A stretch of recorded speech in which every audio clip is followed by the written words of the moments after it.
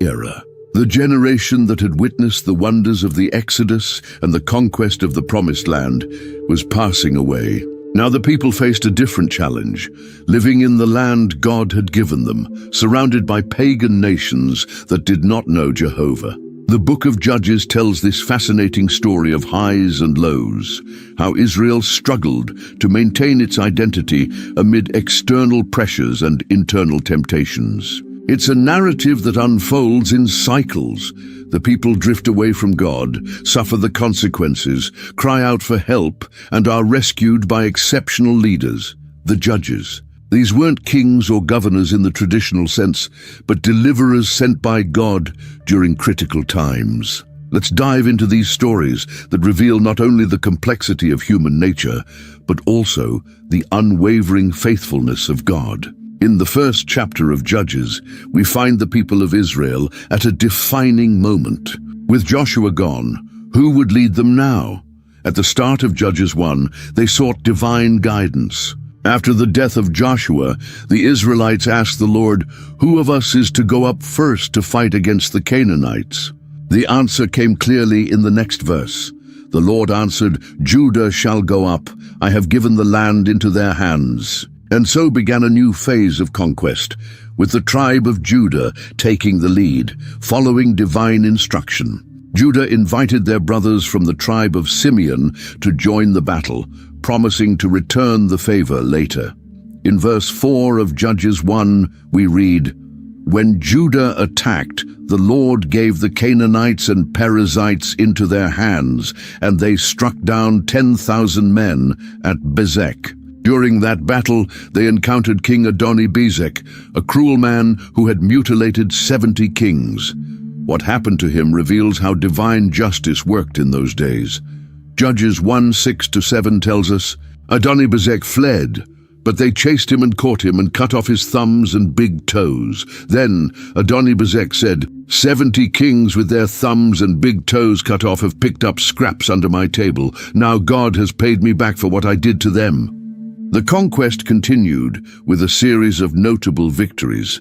In Judges 1:8, the men of Judah attacked Jerusalem also and took it. They put the city to the sword and set it on fire. After that, they went on to fight the Canaanites living in the hill country, the Negev, and the western foothills. One particularly memorable moment involved Caleb and his daughter Achsah. In Judges 1:12-13 we see, "And Caleb said, I will give my daughter Achsah in marriage to the man who attacks and captures Kiriath-Sepher." Othniel, son of Kenaz, Caleb's younger brother, took it, so Caleb gave his daughter Achsah to him in marriage. Achsah proved to be intelligent and practical. As she was heading to her new home, she convinced her husband to ask her father for a field, but she didn't stop there. She asked for something even more valuable than dry land. In Judges 1:15, she replied, "Do me a special favor. Since you have given me land in the Negev, give me also springs of water." Then Caleb gave her the upper and lower springs. Up to this point, things seemed to be going well. But soon, the cracks began to show. Starting in verse 21 of Judges 1, a list of failures begins to unfold. The Benjamites, however, did not drive out the Jebusites who were living in Jerusalem. This same pattern repeats across other tribes.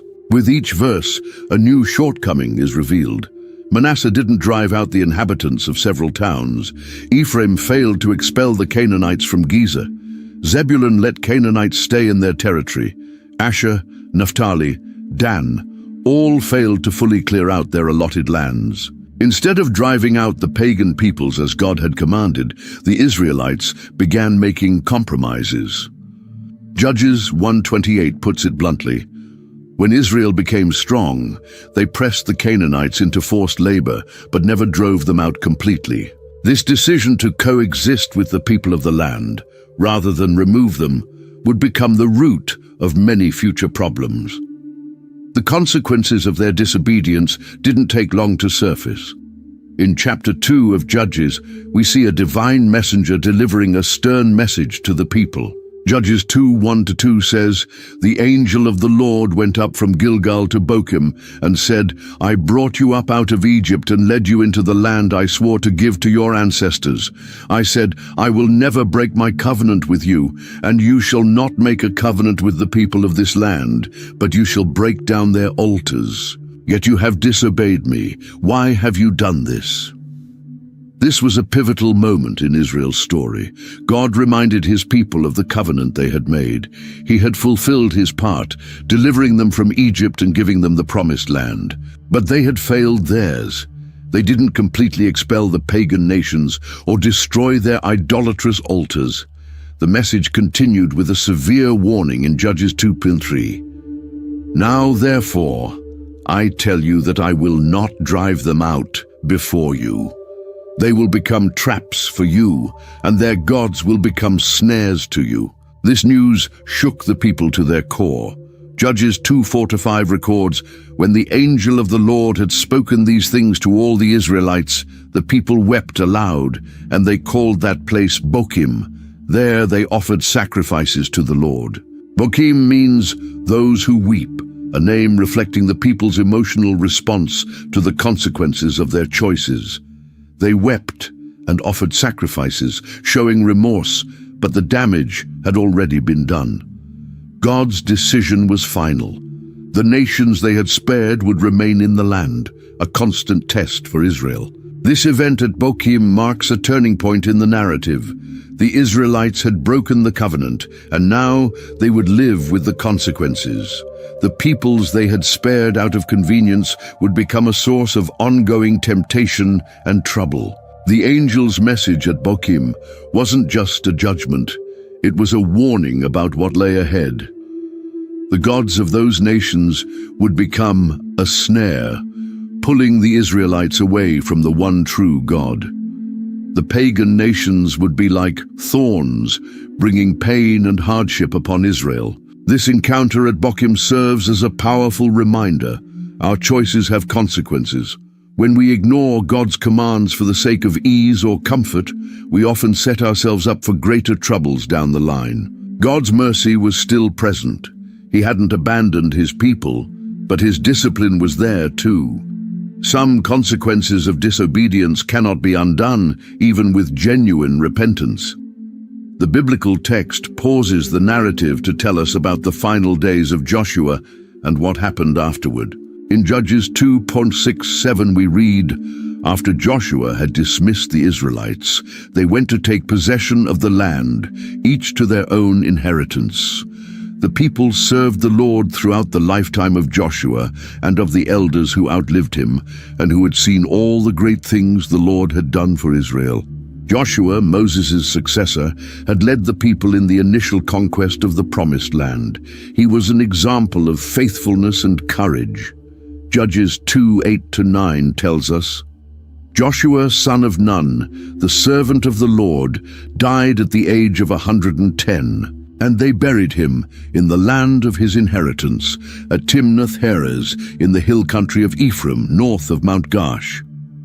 With Joshua's death, a significant chapter in Israel's history came to a close. He was the last great leader who had personally witnessed the miracles of the Exodus.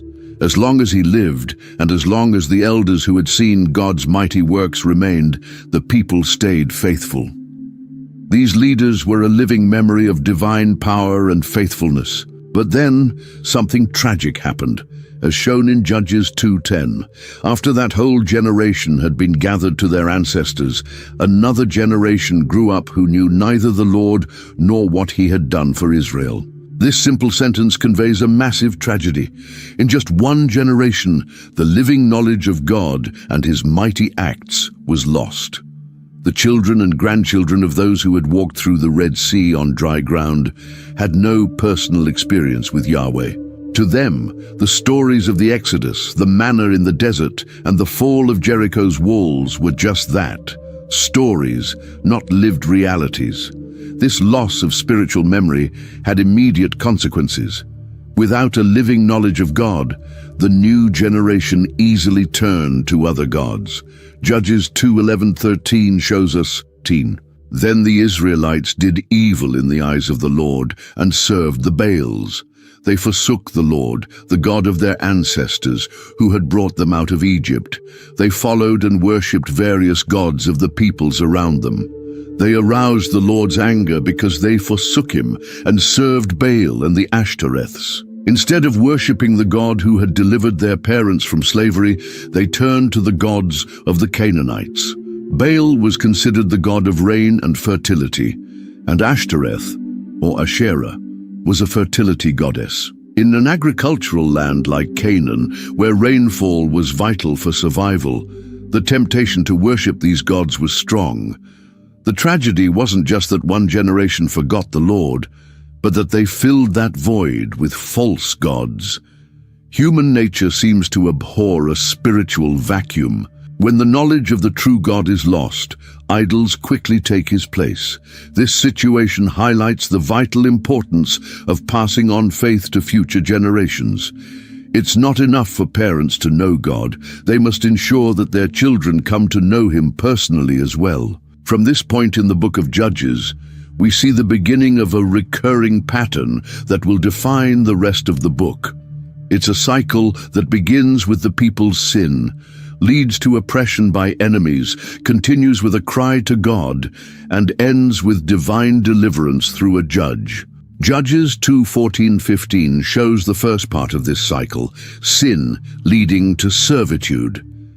In his anger against Israel, the Lord gave them into the hands of raiders who plundered them. He sold them into the hands of their enemies all around, whom they were no longer able to resist. Whenever Israel went out to fight, the hand of the Lord was against them to defeat them, just as he had sworn to them. They were in great distress. The language here is strong. God gave them over and sold them to their enemies. This doesn't mean he abandoned them, but rather that he withdrew his special protection, allowing them to suffer the natural consequences of their choices. When they rejected the Lord as their God, they lost the Lord as their protector. But the cycle doesn't end in oppression. The God of Israel is a merciful God. Judges 2:16 tells us, "Then the Lord raised up judges who saved them out of the hands of these raiders." Here we see the rise of the judges who give the book its name. These leaders were not primarily legal authorities, but rather deliverers, raised up by God to rescue the people when they cried out for help. However, even with these deliverers, the people kept returning to sin. Judges 2:17 says, "Yet they would not listen to their judges, but prostituted themselves to other gods and worshipped them." They quickly turned from the ways of their ancestors, who had been obedient to the Lord's commands. The phrase "prostituted themselves" is significant. In the Bible, the relationship between God and Israel is often likened to a marriage. Worshipping other gods was like committing spiritual adultery, betraying their covenant with Yahweh. In Judges 2:18-19, we see the full cycle. Whenever the Lord raised up a judge for them, he was with the judge and saved them out of the hands of their enemies as long as the judge lived. For the Lord relented because of their groaning under those who oppressed and afflicted them. But when the judge died, the people returned to ways even more corrupt than those of their ancestors, following other gods and serving and worshipping them. They refused to give up their evil practices and stubborn ways. This pattern, sin, servitude, supplication, salvation, repeats over and over throughout the book of Judges. Each cycle seems to worsen, with the people falling into even deeper sin after each deliverance. It's a downward spiral that reflects humanity's tendency to quickly forget hard-learned lessons. The final verses of the chapter, Judges 2:20-23, reveal God's decision to use the remaining nations in Canaan as a test for Israel. Therefore the Lord was very angry with Israel and said, "Because this nation has violated the covenant I ordained for their ancestors and has not listened to me, I will no longer drive out before them any of the nations Joshua left when he died. I will use them to test Israel and see whether they will keep the way of the Lord and walk in it as their ancestors did." We now come to the third chapter of Judges, where we're introduced to Othniel, the first of the judges whom God raised up to deliver Israel. But before telling his story, the text explains why God left some nations in the land.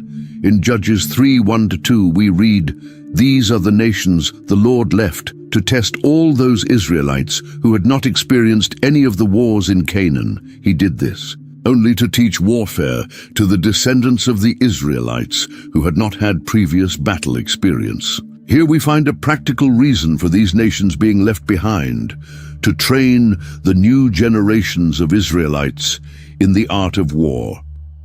A nation surrounded by enemies had to know how to defend itself. Without that experience, they would be left vulnerable to attacks. Judges 3:3 specifies which nations these were: the 5 rulers of the Philistines, all the Canaanites, the Sidonians and the Hivites, living in the Lebanon mountains from Mount Baal Hermon to Lebo Hamath. These nations would serve a divine purpose. As explained in Judges 3:4, they were left to test the Israelites to see whether they would obey the Lord's commands, which he had given their ancestors through Moses. Unfortunately, instead of resisting pagan influence, the Israelites embraced it. Judges 3:5-6 tells us the Israelites lived among the Canaanites, Hittites, Amorites, Perizzites, Hivites, and Jebusites. They took their daughters in marriage and gave their own daughters to their sons and served their gods. This is exactly the kind of behavior God had forbidden. Intermarriage with pagan peoples inevitably led to the worship of their gods, as it did here. The result was predictable. Judges 3:7-8 reports, "The Israelites did evil in the eyes of the Lord.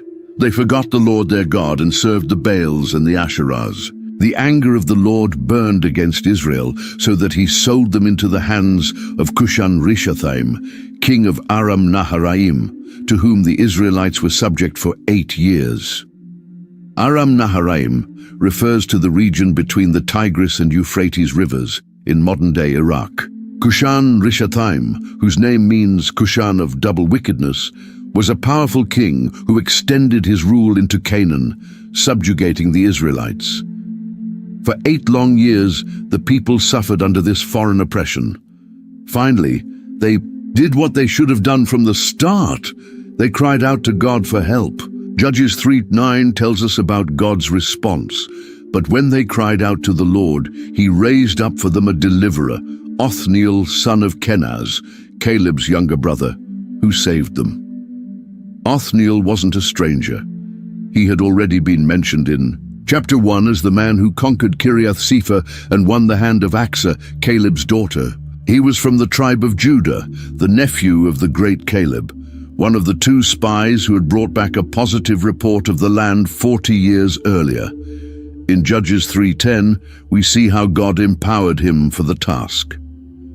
The Spirit of the Lord came on him so that he became Israel's judge and went to war. The Lord gave Cushan-Rishathaim, king of Aram, into the hands of Othniel, who overpowered him. This is the first mention in the book of Judges of someone being empowered by the Spirit of the Lord, a theme that will appear again with later judges. The victory didn't come through human strength or skill, but through the power of God's Spirit. The result was Israel's deliverance, as shown in Judges 3:11. So the land had peace for 40 years, until Othniel son of Kenaz died. This 40-year period of peace was one of the longest during the era of the Judges. Under Othniel's leadership, the people apparently remained faithful to God. But as we'll see, once he died, the cycle began all over again. After Othniel's death, the familiar pattern repeated itself. In Judges 3:12, we read, "Again, the Israelites did evil in the eyes of the Lord. And because they did this evil, the Lord gave Eglon king of Moab power over Israel." Moab was a nation east of the Dead Sea, descended from Lot, Abraham's nephew. Though related to the Israelites, the Moabites were often their enemies. On this occasion, Eglon formed a coalition, as we see in Judges 3:13, getting the Ammonites, and Amalekites to join him, Eglon came and attacked Israel, and they took possession of the city of palms. The city of palms refers to Jericho, the first city Israel had conquered upon entering the Promised Land. Its fall to Eglon symbolized a reversal of Joshua's earlier victories. The Moabite oppression lasted longer than the Mesopotamian one. The Israelites were subject to Eglon, king of Moab, for 18 years, Judges 3:14. For nearly 2 decades, they lived under foreign rule. As before, the people eventually cried out to the Lord for help. And as before, God responded by raising a deliverer. In Judges 3:15, again the Israelites cried out to the Lord, and he gave them a deliverer, Ehud, a left-handed man, the son of Gera the Benjamite. The Israelites sent him with tribute to Eglon, king of Moab.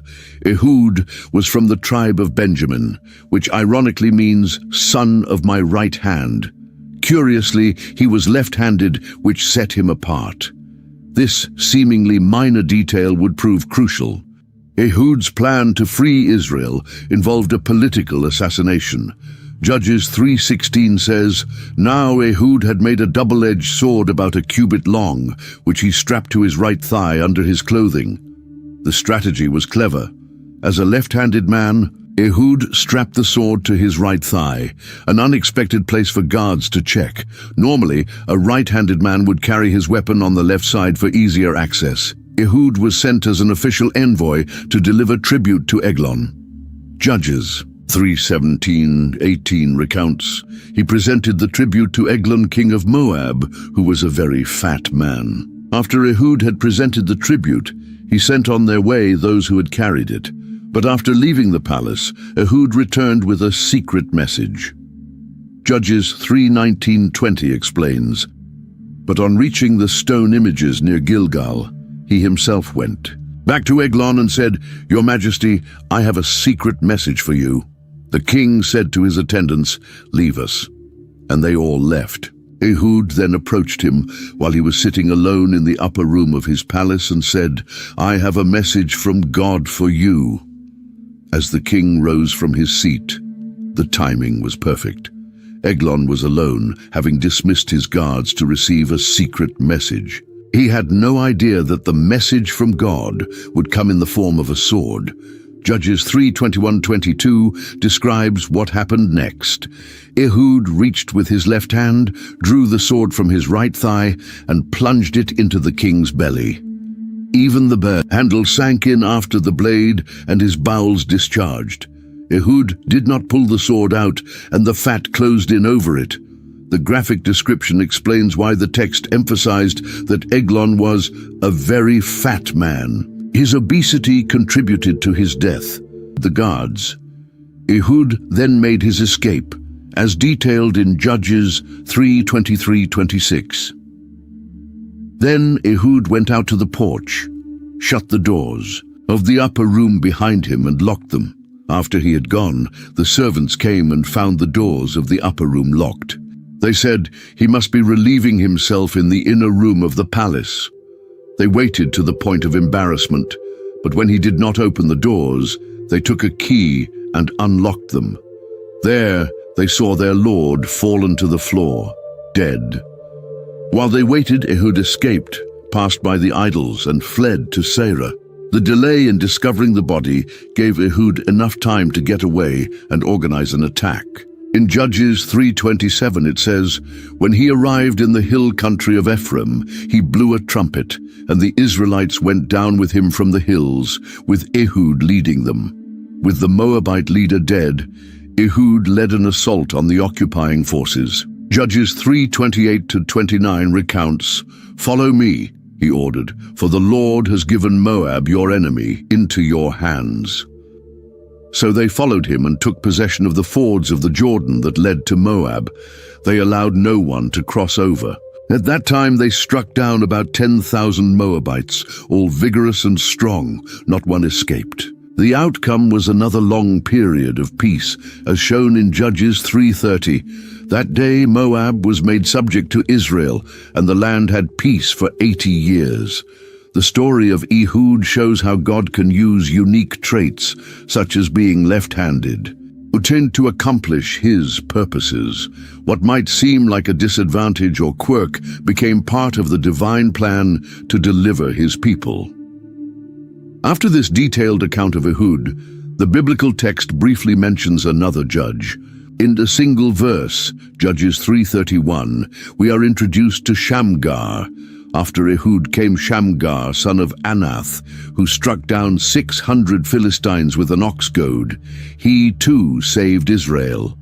This short account stands in stark contrast to the more elaborate narratives of other judges. Yet even in this brief verse, there are fascinating details. First, Shamgar fought against the Philistines, a people who would later become Israel's main enemy during the time of Samuel and David. Originating from the Aegean region, possibly Crete, the Philistines had settled along the southwestern coast of Canaan, forming a confederation of 5 city-states: Gaza, Ashdod, Ashkelon, Gath, and Ekron. They were technologically advanced, especially in metalwork, and militarily formidable. Each named Shamgar, son of Anath, is intriguing. Anath was the name of a Canaanite goddess of war. Some scholars suggest this might imply Shamgar had non-Israelite origins or came from a family that formerly worshipped Canaanite gods. What stands out most is the weapon Shamgar used: an ox goad. This wasn't a weapon of war, but an agricultural tool used by farmers to prod oxen while plowing. It was a long stick with a sharp metal point on one end and a small shovel on the other for cleaning the plow. In untrained hands, an ox goad would be a poor weapon. But Shamgar, likely a farmer, well versed in using it, turned it into a deadly instrument. The story tells us he killed 600 Philistines with this improvised tool. The fact that he used a farming implement instead of a conventional weapon might reflect the broader situation in Israel at the time. The Philistines were known for restricting Israel's access to iron technology, preventing them from manufacturing weapons. In 1 Samuel 13:19-22, a later period, we read, "Not a blacksmith could be found in the whole land of Israel, because the Philistines had said, 'Otherwise the Hebrews will make swords or spears.'" This policy of technological control may have already existed in Shamgar's time, forcing him to improvise with what was available. The number of enemies slain, 600, is extraordinary for a man armed only with a farm tool. This suggests that Shamgar's victory, like those of other judges, was not merely human effort, but a demonstration of God's power working through him. The final phrase, "He too saved Israel," indicates that Shamgar's impact was significant despite the brevity of the account. Perhaps he delivered only a part of Israel, since the Philistines were mainly located in the southwest, or maybe his victory was so decisive that it secured a period of peace. In chapters 4 and 5 of Judges, we find one of the most fascinating stories in the book, the saga of Deborah and Barak against Sisera, the commander of the Canaanite army. This narrative introduces us to the only female among the major judges, and one of Israel's most admirable leaders. As usual, the story begins with the people falling back into sin. Judges 4:1-2 tells us, after Ehud died, the Israelites, once again, did evil in the eyes of the Lord. So the Lord sold them into the hands of Jabin, king of Canaan, who reigned in Hazor. The commander of his army was Sisera, who lived in Haroshath Hagoyim. Hazor was a major city in northern Canaan, and Jabin, the wise, was likely a dynastic title similar to Pharaoh in Egypt. The book of Joshua mentions that a king named Jabin of Hazor had been defeated earlier, Joshua 11. But apparently the city had regained its power. This time, the oppression was severe. Judges 4:3 states, Jabin had 900 iron chariots and had cruelly oppressed the Israelites for 20 years. They cried to the Lord for help. The iron chariots represented the advanced military technology of the time, something the Israelites did not possess. This technological superiority allowed Jabin to harshly oppress the people for 2 decades. When the people finally cried out, God had already prepared a deliverer. In Judges 4:4-5, we are introduced to her. Now Deborah, a prophetess, the wife of Lapidoth, was leading Israel at that time. She held court under the palm of Deborah between Ramah and Bethel in the hill country of Ephraim, and the Israelites came to her to have their disputes decided. Deborah was already an established leader before the war against Jabin. As a prophetess, she received and conveyed messages from God. As a judge, she resolved disputes among the people. The fact that she had a designated place where people sought her counsel under the palm of Deborah shows that her authority was widely recognized. Following divine direction, Deborah summoned Barak to lead Israel's army. Judges 4:6-7 says, she sent for Barak, son of Abinoam from Kadesh in Naphtali, and said to him, the Lord, the God of Israel, commands you, go, take with you 10,000 men of Naphtali and Zebulun, and lead them up to Mount Tabor. I will lead Sisera, the commander of Jabin's army, with his chariots and his troops to the Kishon River, and give him into your hands. Barak's response reveals both faith and hesitation. Judges 4:8 says, Barak said to her, if you go with me, I will go, but if you don't go with me, I won't go. Barak was willing to face Sisera's formidable army, but he wanted Deborah, the representative of God, by his side. Perhaps he needed continual reassurance that God would be with him, or maybe he recognized Deborah's wisdom and spiritual leadership. Deborah's reply in Judges 4:9 is prophetic. Certainly I will go with you, said Deborah, but because of the course you are taking, the honor will not be yours, for the Lord will deliver Sisera into the hands of a woman. So Deborah went with Barak to Kadesh. This prophecy would be fulfilled in a surprising way, but not in the way Barak might have imagined. The woman to receive the honor would not be Deborah, but another. Preparations for battle began. Judges 4:10 says, there Barak summoned Zebulun and Naphtali, and 10,000 men went up under his command. Deborah also went up with him. Meanwhile, in Judges 4:11, we're given a seemingly minor detail that will prove crucial. Now Heber, the Kenite, had left the other Kenites, the descendants of Hobab, Moses' brother-in-law, and pitched his tent by the great tree in Zaanannim near Kadesh. The battle was imminent. Sisera was informed of Barak's movements and mobilized his forces. Judges 4:12-13 says, when they told Sisera that Barak son of Abinoam had gone up to Mount Tabor, Sisera summoned from Harosheth Hagoyim to the Kishon River all his men and his 900 chariots fitted with iron. The decisive moment arrived. Judges 4:14 says, then Deborah said to Barak, go, this is the day the Lord has given Sisera into your hands. Has not the Lord gone ahead of you? So Barak went down Mount Tabor, with 10,000 men following him. The strategy to position the troops on Mount Tabor was brilliant. Iron chariots, the enemy's main advantage, were effective on flat ground, but useless on steep slopes. By descending the mountain at the right moment, the Israelite forces gained the element of surprise and used gravity to their advantage. The result was an overwhelming victory, as described in Judges 4:15-16. At Barak's advance, the Lord routed Sisera and all his chariots and army by the sword, and Sisera got down from his chariot and fled on foot. Barak pursued the chariots and army as far as Harosheth Hagoyim, and all Sisera's troops fell by the sword. Not a man was left. The phrase, the Lord routed Sisera, indicates divine intervention. Deborah's song, chapter 5, suggests a torrential rain turned the battlefield into a muddy quagmire, neutralizing the advantage of the iron chariots.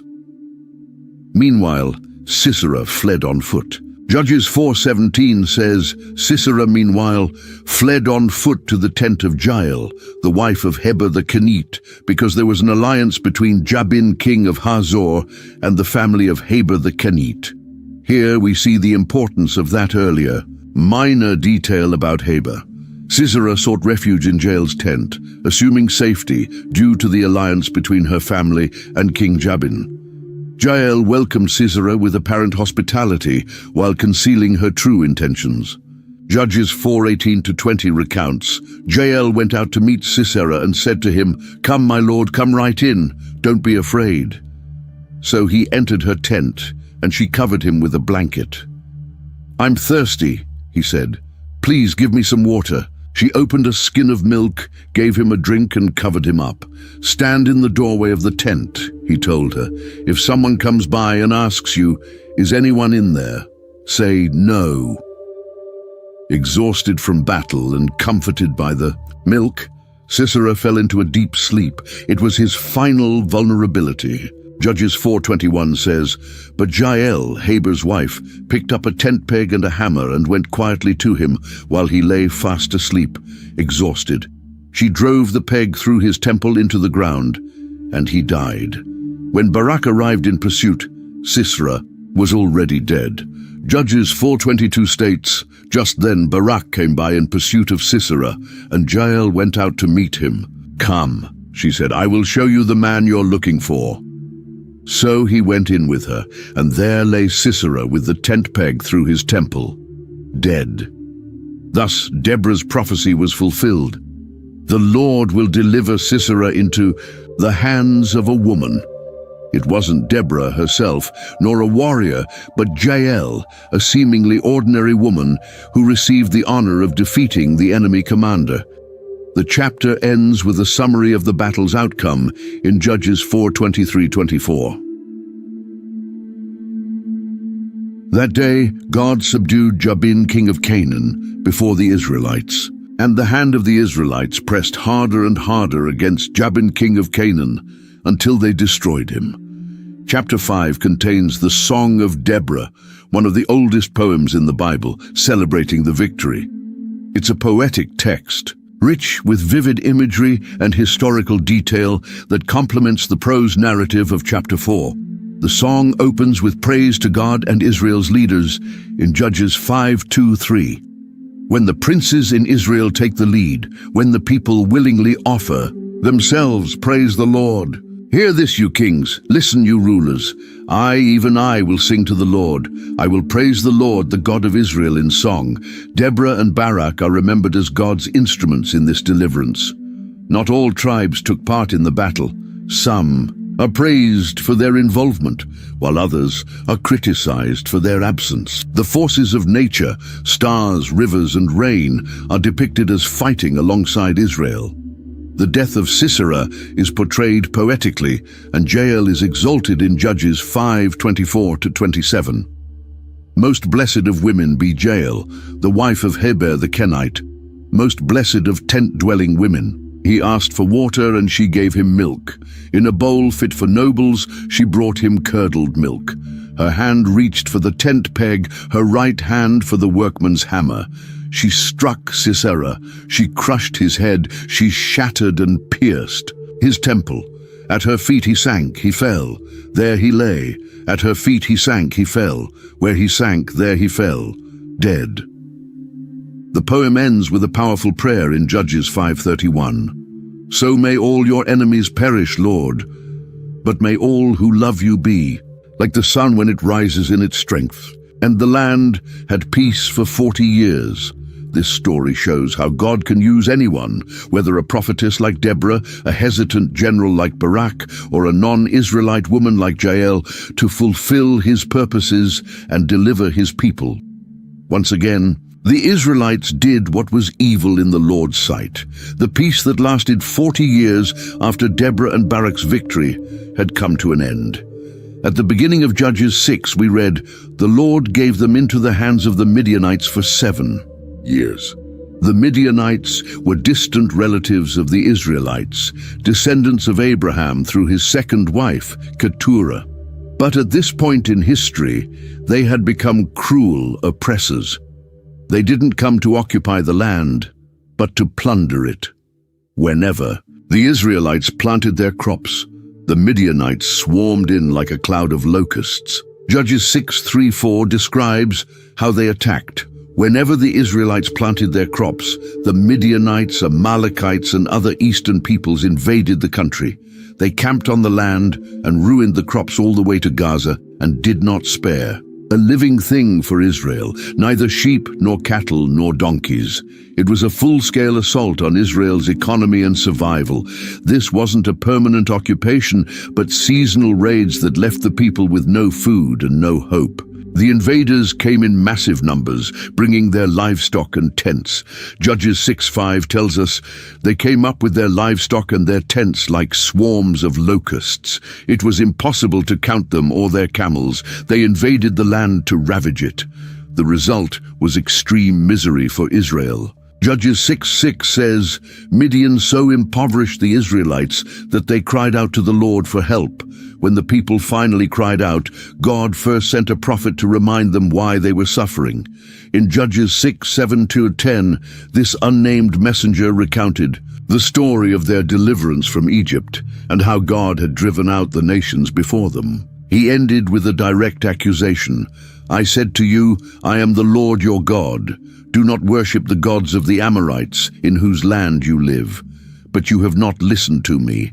This was the pattern we've seen throughout Judges. The people forget. God suffer under their enemies, cry out for help, and God sends a deliverer. Now, a new deliverer was about to emerge, an unlikely man named Gideon. In a small town called Ophrah, a young man was secretly threshing wheat in a winepress, a place meant for crushing grapes, not for processing grain. He was hiding out of fear of the Midianites. His name was Gideon, son of Joash from the tribe of Manasseh. Suddenly, something extraordinary happened. Judges 6:11-12 says, the angel of the Lord came and sat down under the oak in Ophrah that belonged to Joash the Abizrite, where his son Gideon was threshing wheat in a winepress to keep it from the Midianites. When the angel of the Lord appeared, to Gideon he said, the Lord is with you, mighty warrior. That greeting must have shocked Gideon.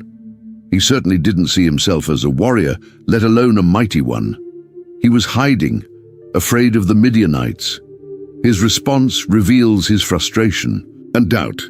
Pardon me, my lord, Gideon replied, but if the Lord is with us, why has all this happened to us? Where are all his wonders that our ancestors told us about when they said, did not the Lord bring us up out of Egypt?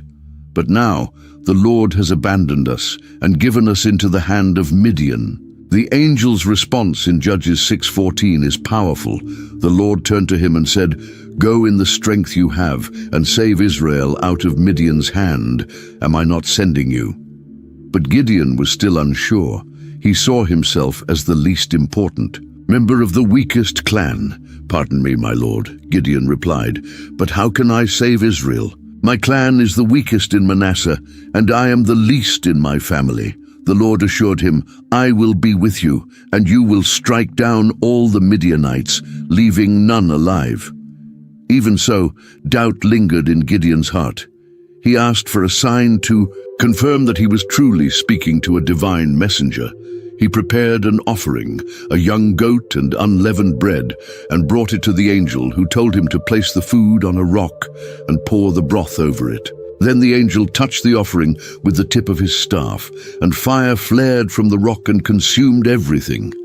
The angel disappeared. Gideon then realized who he had been speaking to. In Judges 6:22, he exclaimed, Alas, sovereign Lord! I have seen the angel of the Lord face to face.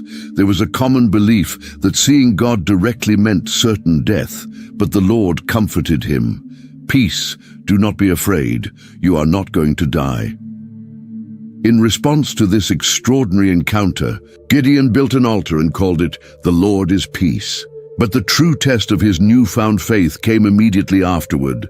That same night, the Lord gave Gideon a frightening command. take your father's bull, the second bull, 7 years old, tear down your father's altar to Baal, and cut down the Asherah pole beside it, then build a proper altar to the Lord your God on the top of this height. Using the wood of the Asherah pole that you cut down, offer the second bull as a burnt offering. This was a dangerous mission. Baal was the main god of the Canaanites, considered the god of rain and fertility. During times of drought, like the one they were facing, many Israelites had turned to Baal, hoping he would bring rain. Asherah was a fertility goddess, often represented by wooden poles. Gideon obeyed, but fear still lingered in his heart. Judges 6:27 tells us, "So Gideon took 10 of his servants and did as the Lord told him, but because he was afraid of his family and the townspeople, he did it at night rather than in the daytime." The next morning, the townspeople discovered what had happened. Furious, they went to Joash's house and demanded that he hand over his son. "Bring out your son. He must die, because he has broken down Baal's altar and cut down the Asherah pole beside it." Joash's response took everyone by surprise. Instead of surrendering his son, he defended him. Are you going to plead Baal's cause? Are you trying to save him? Whoever fights for him shall be put to death by morning. If Baal really is a god, he can defend himself when someone breaks down his altar. It was a simple yet powerful argument. If Baal was truly a god, why would he need humans to protect him? Why hadn't he punished Gideon himself? From that day on, Gideon was given a new name, Jerubbaal, meaning let Baal contend with him, because as his father said, let Baal contend with him, for he broke down Baal's altar. It wasn't long before the Midianites, Amalekites, and other eastern peoples gathered once more for another invasion. They crossed the Jordan River and camped in the valley of Jezreel, one of the most fertile areas in Israel. At this critical moment, something extraordinary happened to Gideon. Judges 6:34 tells us, "Then the Spirit of the Lord came upon Gideon, and he blew a trumpet, summoning the Abiezrites to follow him." The same Spirit that had empowered earlier judges now came upon this fearful young man, transforming him into the leader Israel needed. Gideon sent messengers throughout the region, calling on the tribes of Manasseh, Asher, Zebulun, and Naphtali. Surprisingly, they responded, and men from all those tribes rallied to him. Even with an army forming around him and the Spirit of God upon him, Gideon still wrestled with doubt. He asked God for another sign of confirmation. In Judges 6:36-37, he prayed, "If you will save Israel by my hand, as you have promised, look, I will place a wool fleece on the threshing floor. If there is dew only on the fleece and all the ground is dry, then I will know that you will save Israel by my hand, as you said." The next morning, that's exactly what happened.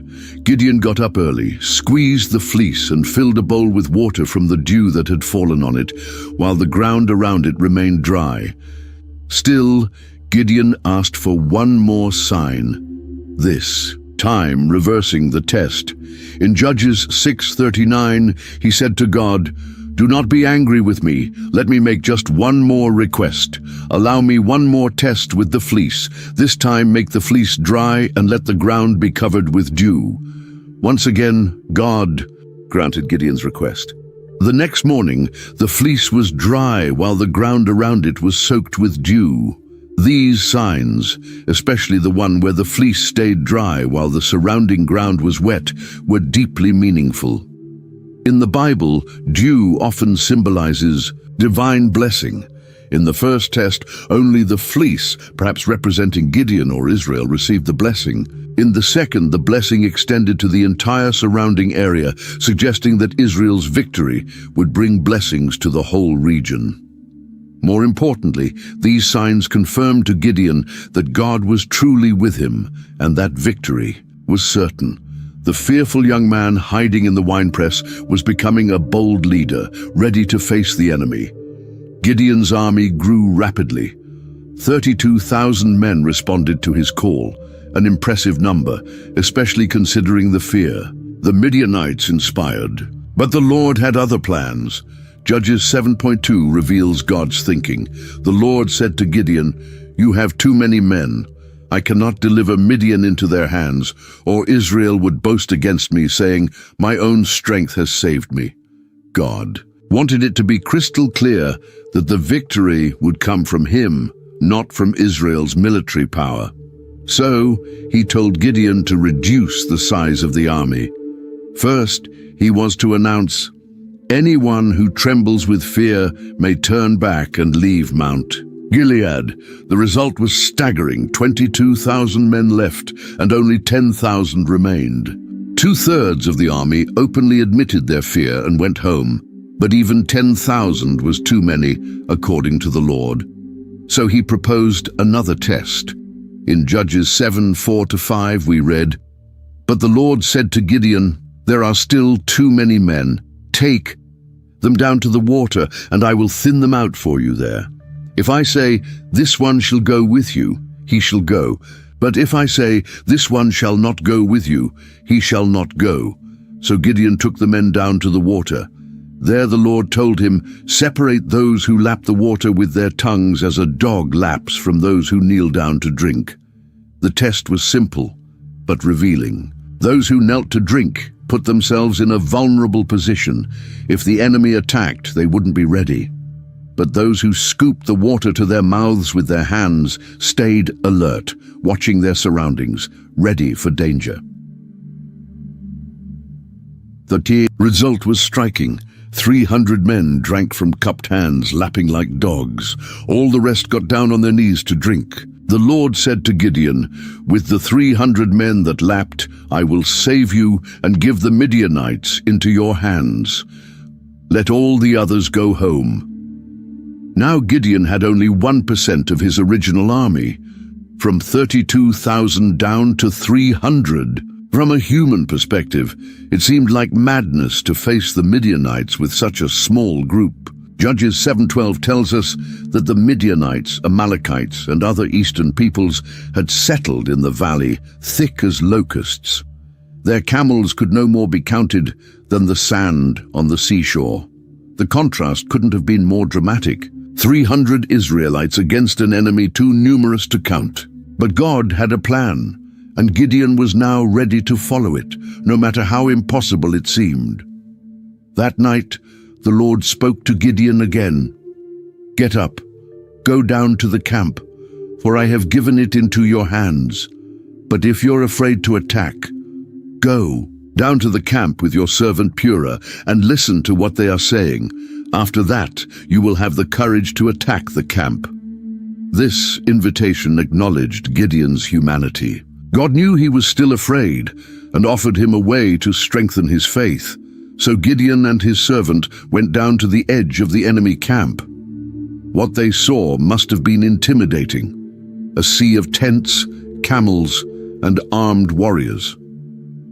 Judges 7:12 describes the scene.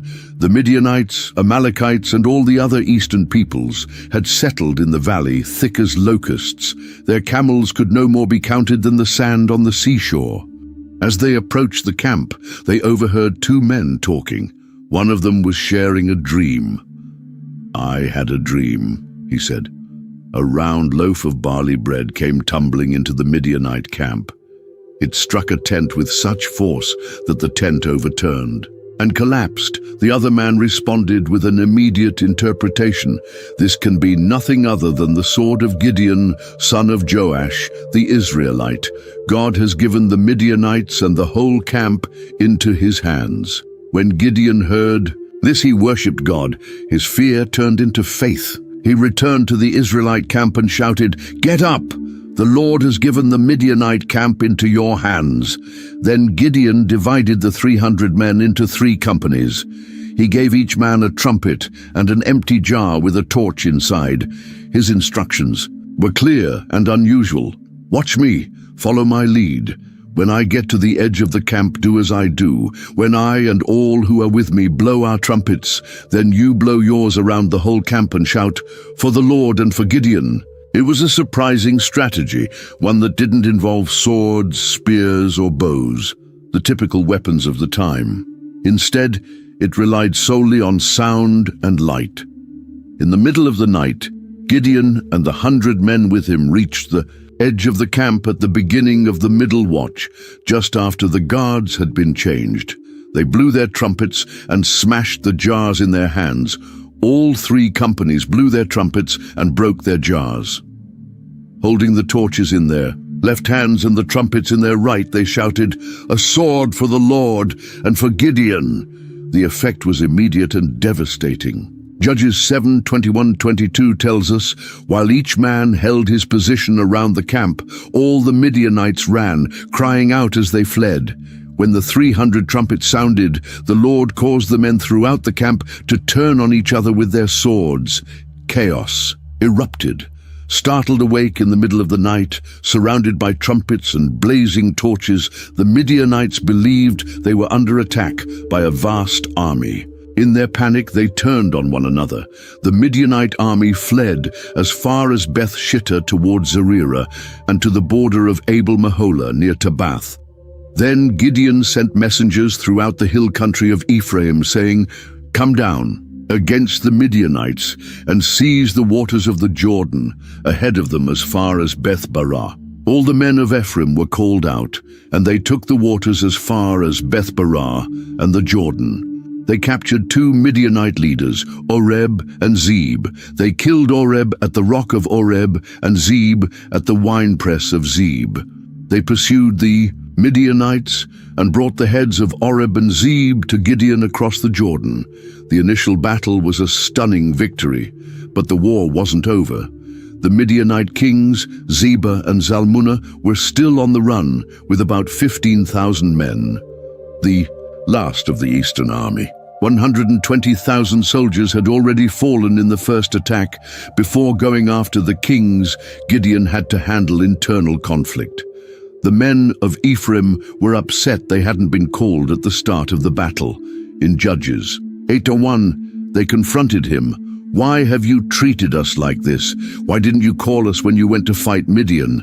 And they argued fiercely with him. Gideon's response was diplomatic and wise. Rather than point out that they hadn't answered the earlier call, he praised their contribution.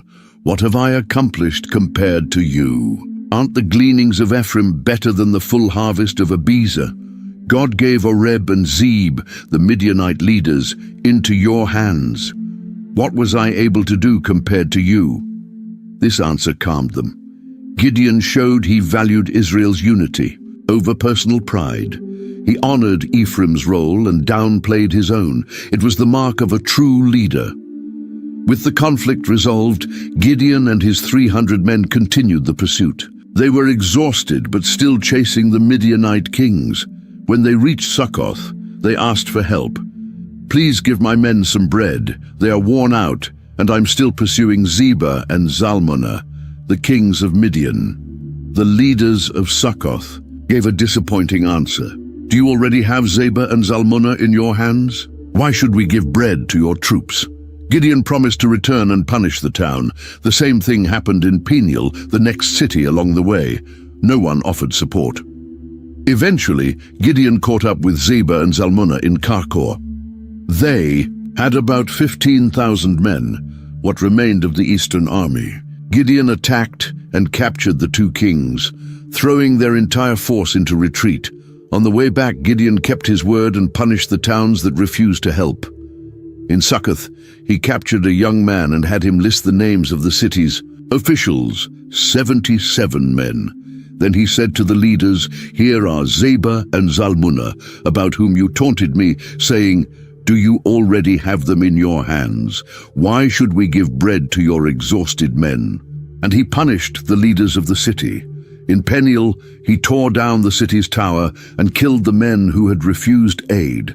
Then he turned his attention to the captured kings.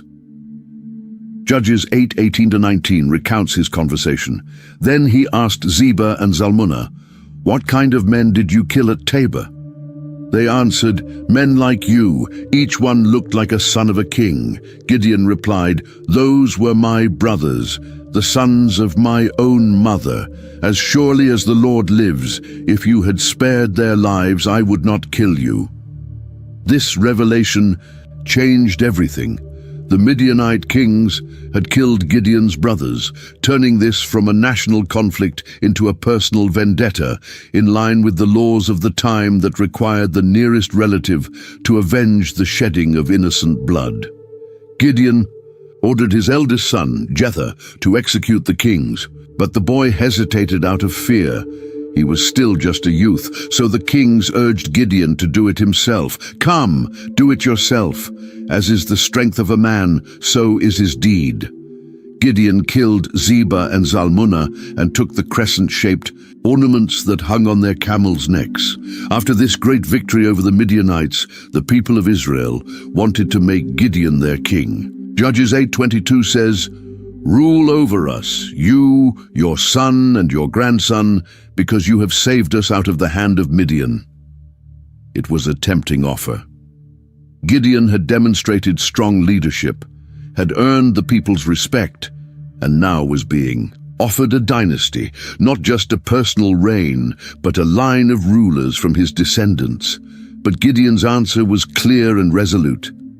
"I will not rule over you, nor will my son rule over you. The Lord will rule over you."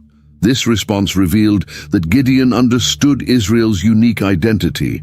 Unlike neighboring nations, Israel was not meant to have a human king.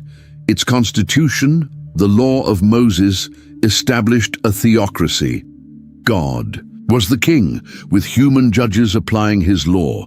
To install a human king would be a rejection of divine sovereignty, as Samuel would later explain to the people. However, despite this noble refusal, Gideon made a request that would have serious consequences. He said, "I have one request, that each of you give me an earring from your share of the plunder." The enemies had worn gold earrings, as was customary among the Ishmaelites. The people agreed readily, "We will give them." They spread out a cloak, and each man threw in a gold earring from his share of the plunder. The total weight of the gold came to 1,700 shekels, about 20 kilograms, not including the ornaments, pendants, and purple garments worn by the kings of Midian or the chains from their camels' necks. With all that gold, Gideon made an ephod, a ceremonial priestly garment, and placed it in Ophrah, his hometown. What may have seemed like a harmless or even pious act had a devastating result. Judges 8:27 tells us, "All Israel prostituted themselves by worshipping it there, and it became a snare to Gideon and his family." It's striking that Gideon, who began his career by tearing down an altar to Baal, ended up creating an object that became an idol to Israel. That was never his intention, but that was the outcome. The ephod, perhaps meant to honor God, ultimately replaced genuine worship at the tabernacle in Shiloh. Following this victory, the land had peace for 40 years during Gideon's lifetime. The Midianites never rose again, and Israel lived in safety. Gideon returned home to live out the rest of his days. He had many wives and 70 sons. He also had a son by his concubine in Shechem, whom he named Abimelech. Gideon, son of Joash, died at a good old age and was buried in the tomb of his father Joash in Ophrah of the Abiezrites. Judges 8:33-35 offers a sad summary of what happened after his death. No sooner had Gideon died than the Israelites again prostituted themselves to the Baals. They set up Baal-berith as their god and did not remember the Lord their God, who had rescued them from the hands of all their enemies on every side. They also failed to show any loyalty to the family of Jerubbaal, that is Gideon, in spite of all the good things he had done for them. After Gideon's death, the cycle of apostasy continued, but this time the threat came from within. Abimelech, the son of Gideon and his concubine from Shechem, saw an opportunity for power. He lacked his father's character and respect for God's rule over Israel. In Judges 9:1-2 we read, "Abimelech, son of Jerubbaal, went to his mother's brothers in Shechem, and said to them and to all his mother's clan, 'Ask all the citizens of Shechem, which is better for you, to have all 70 of Jerubbaal's sons rule over you, or just one man?' Remember, I am your own flesh and blood." Abimelech leveraged his half-Shechemite heritage to gain the support of the city's citizens. He also exploited the natural division between the Canaanite population of Shechem and Gideon's Israelite descendants. He framed the situation as a false choice: be ruled by 70 men or by just one, himself. His mother's brothers repeated his words to all the citizens of Shechem, and they were inclined to follow Abimelech, saying, "He is our brother." They gave him 70 silver shekels from the temple of Baal-berith, which he used to hire some reckless scoundrels who followed him. Abimelech's first act was to eliminate his rivals. He went to his father's home in Ophrah and, on a single stone, killed his 70 brothers, the sons of Jerubbaal. Only Jotham, the youngest son, escaped by hiding. After this brutal act, Abimelech was proclaimed king by the leaders of Shechem. Judges 9:6 tells us, "Then all the citizens of Shechem and Beth Millo gathered beside the great tree at the pillar in Shechem to crown Abimelech king." This marked a critical turning point in Israel's history. For the first time, an Israelite was declared king, directly contradicting Gideon's earlier declaration that the Lord will rule over you. When Jotham, the sole surviving brother, heard about it, he climbed to the top of Mount Gerizim and shouted to the people, "Listen to me, citizens of Shechem, so that God may listen to you." Then he told a powerful parable about trees looking for a king. In the story, the trees wanted to anoint one of them as king. First, they invited the olive tree, then the fig tree, then the vine. Each one refused, choosing instead to keep producing its valuable fruit. Finally, they offered the kingship to the thorn bush, which accepted, but with a threatening condition. "If you really want to anoint me as king over you, come and take shelter in my shade. If not, fire will come out from the thorn bush and consume even the cedars of Lebanon." The message of the fable was clear. The useful trees, the olive, the fig, the vine, represented worthy leaders who preferred to serve in productive ways. The thorn bush, useless and dangerous, represented Abimelech. And the threat of fire from the thorn bush was a prophecy. The alliance between Shechem and Abimelech would end in destruction. Jotham ended his speech with a direct challenge. "If you have acted in good faith and with honor in making Abimelech king, if you have treated Jerubbaal and his family well and repaid him for what he did, then rejoice in Abimelech and let him also rejoice in you. But if you have not, let fire come out from Abimelech and consume the citizens of Shechem and Beth Millo. And let fire come out from the citizens of Shechem and Beth Millo and consume Abimelech." After that, Jotham fled to Beer and settled there, far away from his brother Abimelech. For 3 years, Abimelech ruled over Israel, but then God sent an evil spirit between him and the citizens of Shechem, who began to act treacherously against him. God was bringing justice upon Abimelech for the violence he had done to the 70 sons of Jerubbaal. The city of Shechem began to rebel. Men hid in the hills to ambush and rob travelers, and someone reported this to Abimelech. A man named Gaal, son of Ebed, moved to Shechem with his relatives and won the trust of the citizens. During the harvest festival in the temple of their god, as they ate and drank, they began cursing Abimelech. Gaal said, "Who is Abimelech, and who is Shechem, that we should serve him? Isn't he Jerubbaal's son, and isn't Zebul his officer? Serve the descendants of Hamor, Shechem's ancestor. Why should we serve Abimelech?" These words reached Zebul, the city's governor, who became furious. He secretly sent messengers to Abimelech. "Gaal, son of Ebed, and his brothers have come to Shechem and are stirring up the city against you. Come by night with your men and hide in the fields. At sunrise, launch your attack on the city. When Gaal and his men come out to fight, do with them as you see fit." Abimelech followed the plan. When Gaal saw men coming down from the hills, he said to Zebul, "Look, people are coming down from the hilltops." But Zebul replied, "You're just seeing shadows on the hills. They only look like men." Gaal insisted, "No, look! People are coming down from the center of the land, and another group is coming along the road by the diviner's oak." Then Zebul said, "Where is your big talk now? You said, 'Who is Abimelech, that we should serve him?' These are the men you were mocking. Go out now and fight them." Gaal led the people of Shechem into battle against Abimelech, but they were defeated and fled. Many men from Shechem were wounded and fell along the road as far as the city gate. The next day, when the people of Shechem went out into the fields, someone informed Abimelech.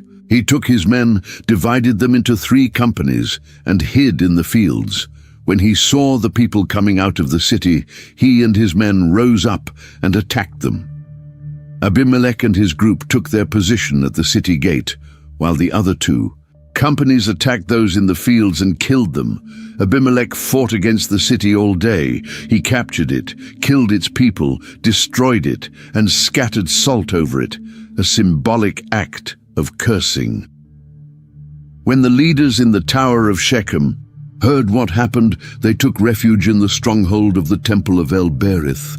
When Abimelech learned that they were all gathered there, he went to Mount Zalmon with his men. He took an axe, cut some branches, and placed them on his shoulders. Then he said to his men, "Quick, do what you've seen me do." So everyone cut branches and followed Abimelech. They piled the branches against the stronghold and set it on fire. All the people in the Tower of Shechem died. About 1,000 men and women. Jotham's prophecy was coming true. Fire was coming out of the thorn bush and consuming the men of Shechem. But the second part of the prophecy, fire from Shechem, consuming Abimelech, was still to come. Abimelech went to Thebez, laid siege to it, and captured it. However, there was a strong tower in the city center. All the men and women of the city fled there, locked themselves inside, and went up to the rooftop. Abimelech approached the tower to burn it down, but a woman dropped an upper millstone on his head and crushed his skull. He quickly called his armor-bearer and said, "Draw your sword and kill me, so they can't say a woman killed me." So the servant ran him through, and he died. When the Israelites saw that Abimelech was dead, they all went home. In this way, God repaid Abimelech for the evil he had done to his father by murdering his 70 brothers. And God also brought down on the heads of the people of Shechem the evil they had committed. Thus, Jotham, son of Jerubaal's curse, was fulfilled. After Abimelech's death, Tola, son of Puah, grandson of Dodo from the tribe of Issachar, rose to deliver Israel. He lived in Shamir, in the hill country of Ephraim, and led Israel for 23 years. Then he died and was buried in Shamir. After him came Jair of Gilead, who led Israel for 22 years. He had 30 sons who rode 30 donkeys and controlled 30 towns in Gilead, which to this day are called Jair's villages. When Jair died, he was buried in Kamon. Thus ended the bloody episode of Abimelech, the first man to be called king in Israel, a title he gained through betrayal and murder, and lost the same way. The story of Abimelech is a warning about the dangers of unchecked ambition and the devastating consequences of violence. It is also a reminder that divine justice, though sometimes slow, is certain. As the narrator says in Judges 9:56-57, God repaid the wickedness that Abimelech had done to his father by killing his 70 brothers. God also made the people of Shechem pay for all their wickedness. The curse of Jotham, son of Jerubbaal, came true. After Abimelech's bloody story, Israel experienced a time of peace under the leadership of 2 judges about whom we know very little. The book of Judges first tells us about Tola, a man from the tribe of Issachar. In Judges 10:1-2, we read, "After Abimelech, Tola, son of Puah, the son of Dodo, rose to save Israel. He was a man of Issachar who lived in Shamir in the hill country of Ephraim. He led Israel 23 years. Then he died and was buried in Shamir. The contrast is striking.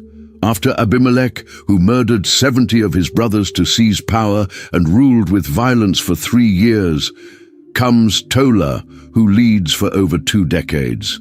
The text doesn't mention any wars or notable deeds. There are no defeated enemies or recorded miracles.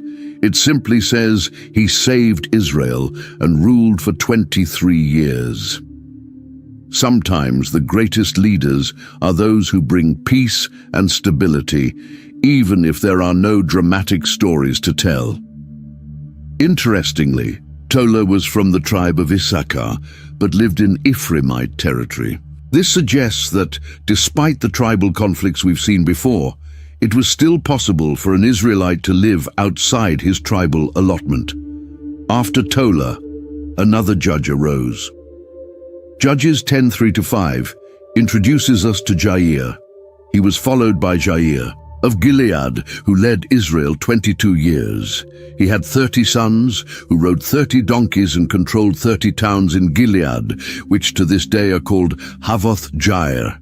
When Jair died, he was buried in Carmel. Jair came from Gilead, a region east of the Jordan River. The fact that he had 30 sons, each riding his own donkey and governing his own town, indicates that Jair was a wealthy and influential man. Riding donkeys back then was a sign of high status, usually reserved for nobility. The Havoth Jair, literally villages of Jair, show that his legacy endured. Even the author of Judges notes the name was still in use at the time of writing. Together, Tola and Jair led Israel for 45 years of relative peace. No major battles, no dramatic personal trials, just steady leadership that allowed the people to prosper. But that calm didn't last. As we'll see, the cycle of apostasy and oppression was about to begin again. The peace Israel enjoyed under Tola and Jair quickly gave way to chaos. The people forgot the lessons of the past and returned to idolatry. Judges 10:6 reveals the scale of the problem. Again, the Israelites did evil in the eyes of the Lord. They served the Baals and the Ashtoreths and the gods of Aram, Sidon, Moab, the Ammonites, and the Philistines, because the Israelites forsook the Lord and no longer served him. This wasn't a casual slip into idol worship. This time, Israel fully embraced the gods of all their neighboring nations, outright rejecting Yahweh.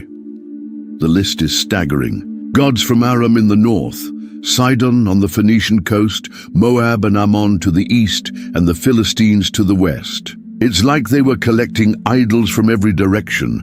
God's response was swift and severe.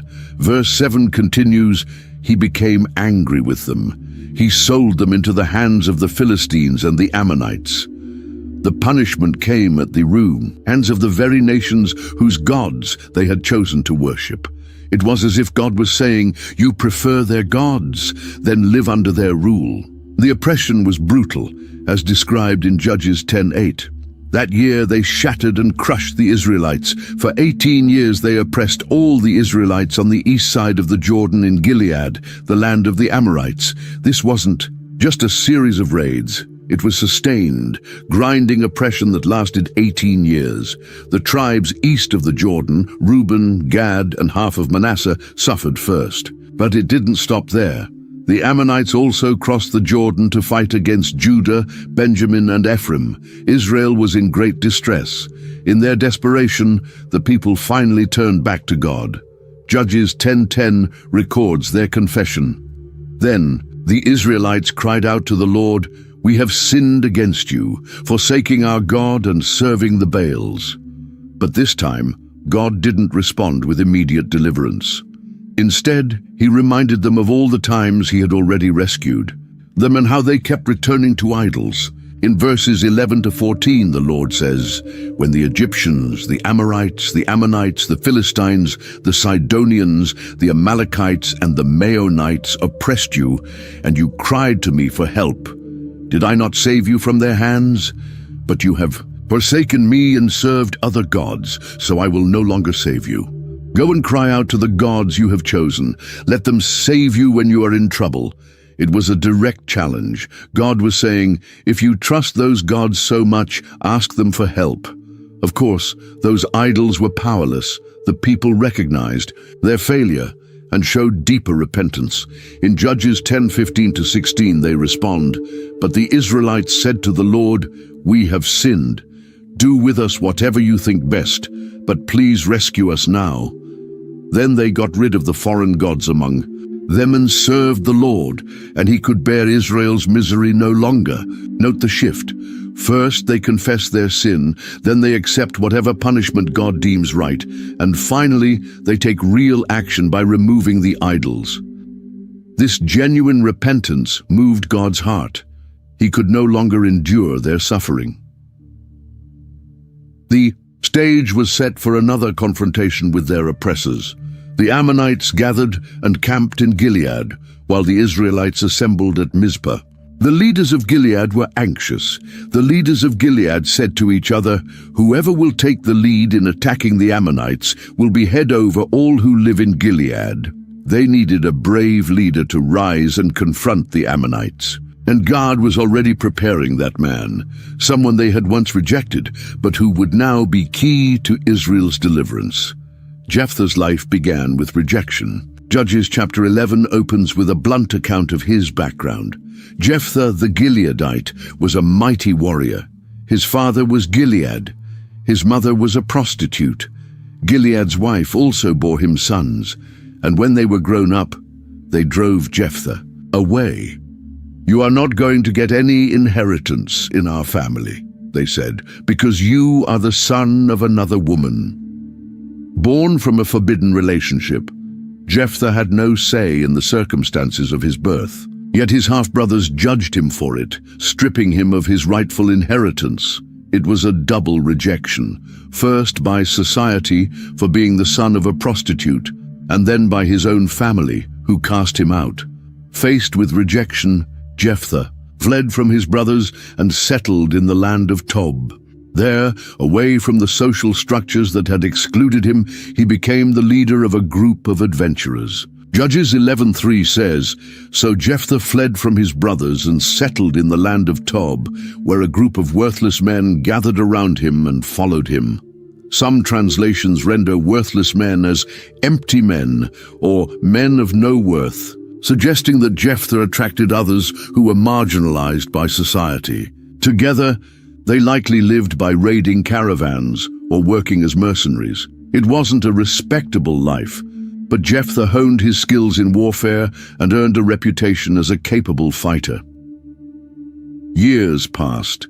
Then, when the Ammonites attacked Israel, the very elders who had allowed his banishment remembered the valiant warrior they had rejected. In their desperation, they went to Tob to find the man they had once despised. Judges 11:4-6 recounts, "Sometime later, when the Ammonites made war on Israel, the elders of Gilead went to get Jephthah from the land of Tob. 'Come,' they said, 'be our commander so we can fight the Ammonites.' Jephthah's reply showed he hadn't forgotten the rejection. 'Didn't you hate me and drive me from my father's house? Why do you come to me now when you're in trouble?' The question is heavy with pain. He's essentially saying, did you want me when I was family? No. Did you want me when I lived peacefully in your land? No. Now that you're desperate, you remember me? The elders of Gilead acknowledged their dire situation and made a tempting offer. 'Nevertheless,' they said, 'we are turning to you now.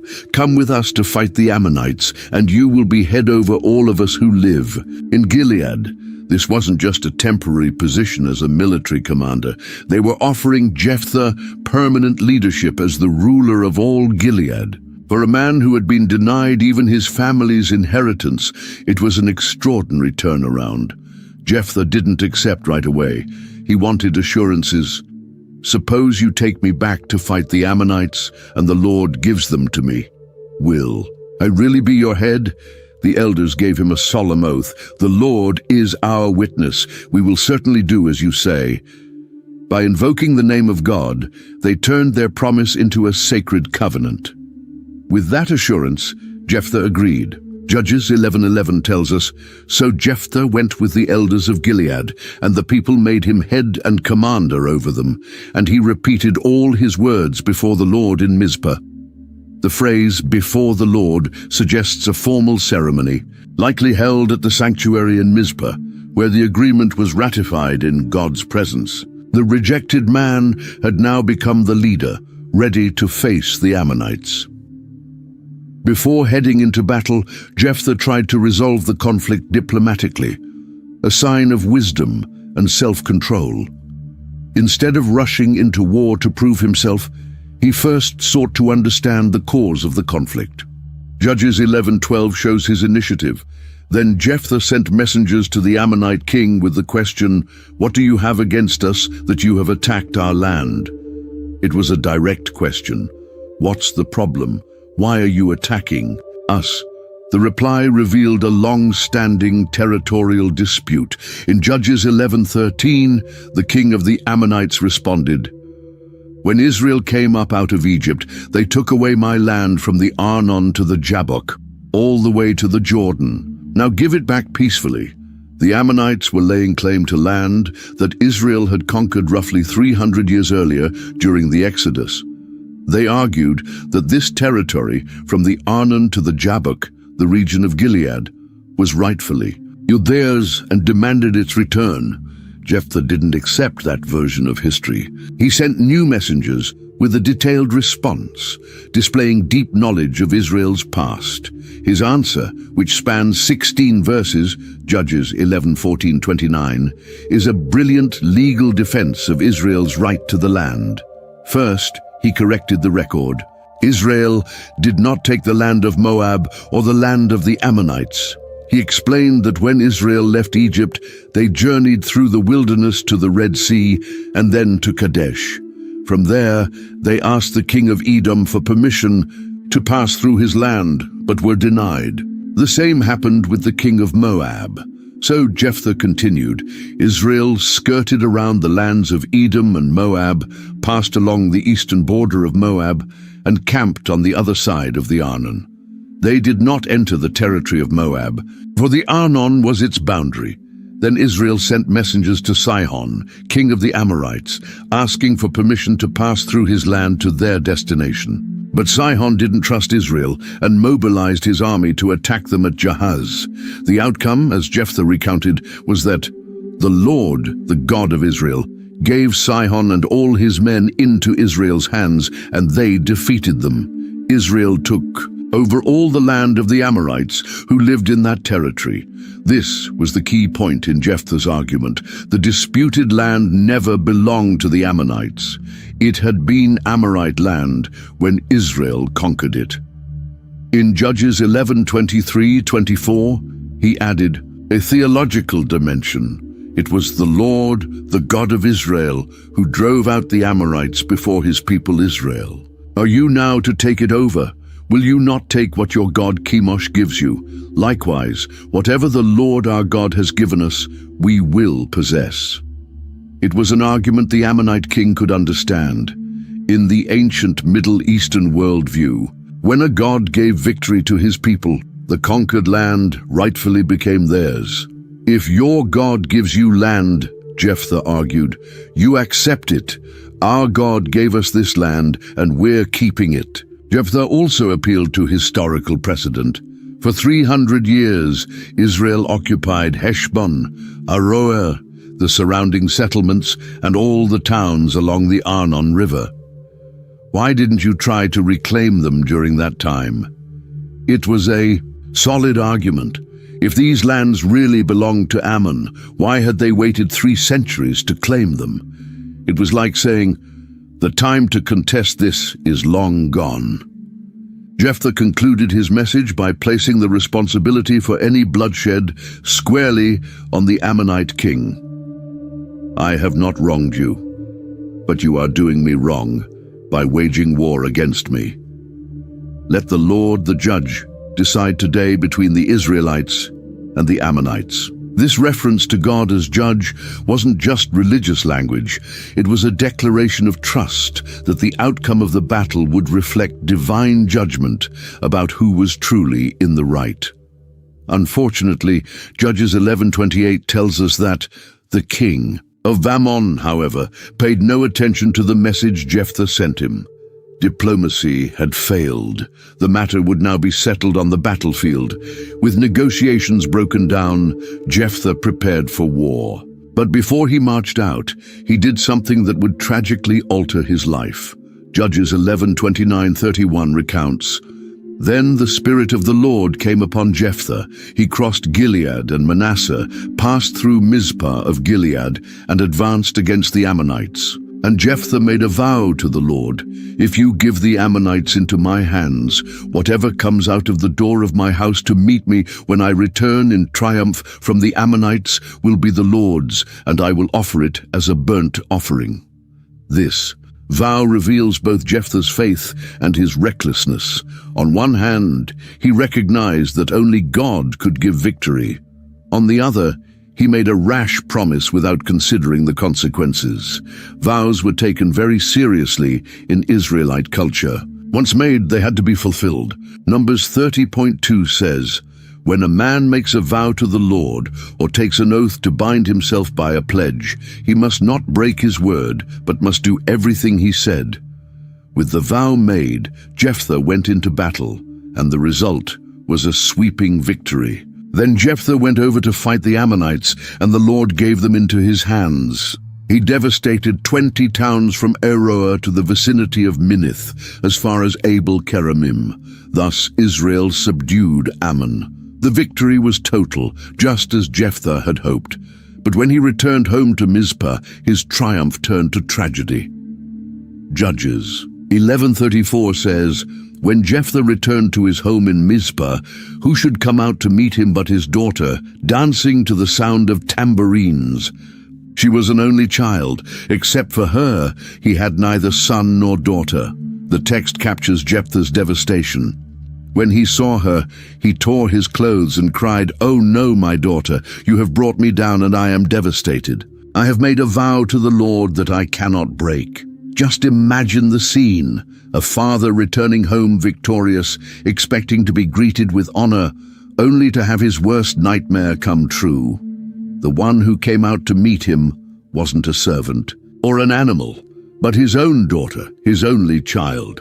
His joy turned instantly to anguish. Jephthah's daughter's response reveals extraordinary character. Rather than complain about her fate, she accepted her father's vow.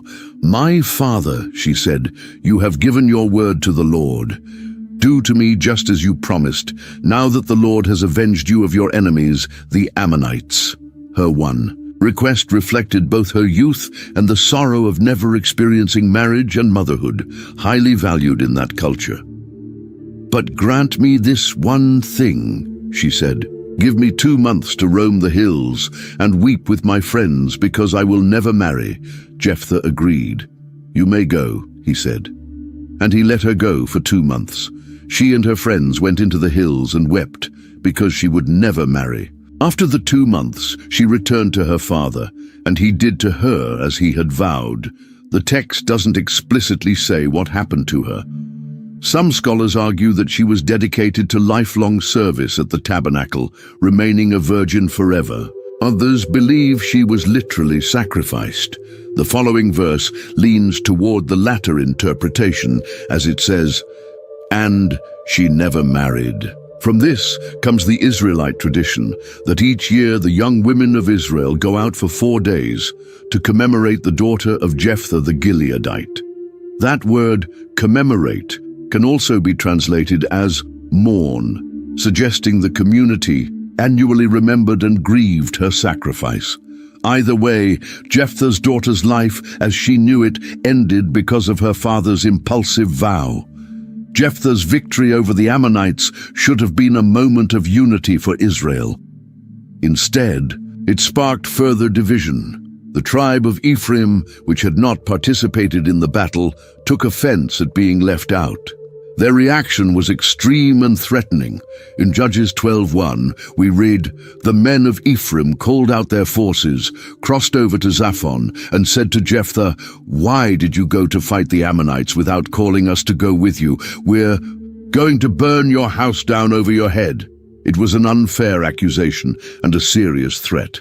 Jephthah replied by setting the record straight. "I and my people were engaged in a great struggle with the Ammonites, and although I called, you didn't save me out of their hands. When I saw that you wouldn't help, I took my life in my hands and crossed over to fight the Ammonites, and the Lord gave me the victory. Why have you come up today to fight me?" Jephthah's response made it clear that he had in fact called on the Ephraimites, but they had refused. Now, after the victory, they wanted to claim honor they hadn't earned. This wasn't the first time Ephraim had acted this way. They had done something similar to Gideon, Judges 8:1. But while Gideon responded diplomatically, Jephthah, a man hardened by conflict from his youth, wasn't willing to back down. The situation quickly escalated into a civil war. Judges 12:4 records, "Then Jephthah assembled all the men of Gilead and fought against Ephraim. The Gileadites struck them down because the Ephraimites had said, 'You Gileadites are renegades from Ephraim and Manasseh.'" The Ephraimites' accusation was particularly offensive. They were calling the Gileadites renegades, people with no true tribal identity. For men who placed great value on their tribal heritage, this was a serious insult. The Gileadites seized the fords of the Jordan River to block the Ephraimites from escaping back home. Then they came up with an ingenious test to identify the fugitives. Judges 12:5-6 tells us, "The Gileadites captured the fords of the Jordan leading to Ephraim, and whenever a fugitive from Ephraim said, 'Let me cross,' the men of Gilead would ask him, 'Are you an Ephraimite?' If he replied, 'No,' they would say, 'All right, say Shibboleth.'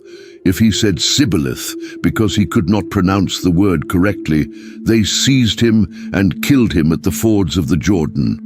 At that time, 42,000 Ephraimites were killed.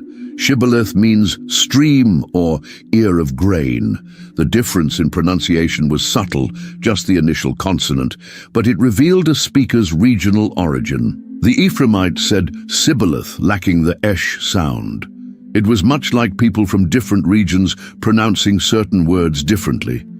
This tiny linguistic difference became a death sentence for thousands. The result was devastating. 42,000 Ephraimites died. It was a terrible loss for Israel, a nation meant to be united against external enemies, not fighting among themselves.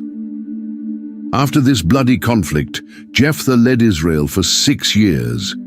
Then, as Judges 12:7 says, Jephthah the Gileadite led Israel 6 years. Then Jephthah the Gileadite died and was buried in a town in Gilead. The brief mention of his death, without the honorific details often given to other judges, may reflect the mixed nature of his legacy. He delivered Israel from the Ammonites, but also led a civil war against fellow Israelites, and sacrificed his only daughter because of a reckless vow. Jephthah, the rejected son who became a deliverer, left behind a legacy of victory marred by tragedy and division. After Jephthah's death, 3 judges led Israel in succession. We know little about them, only brief details that offer a small glimpse into their lives.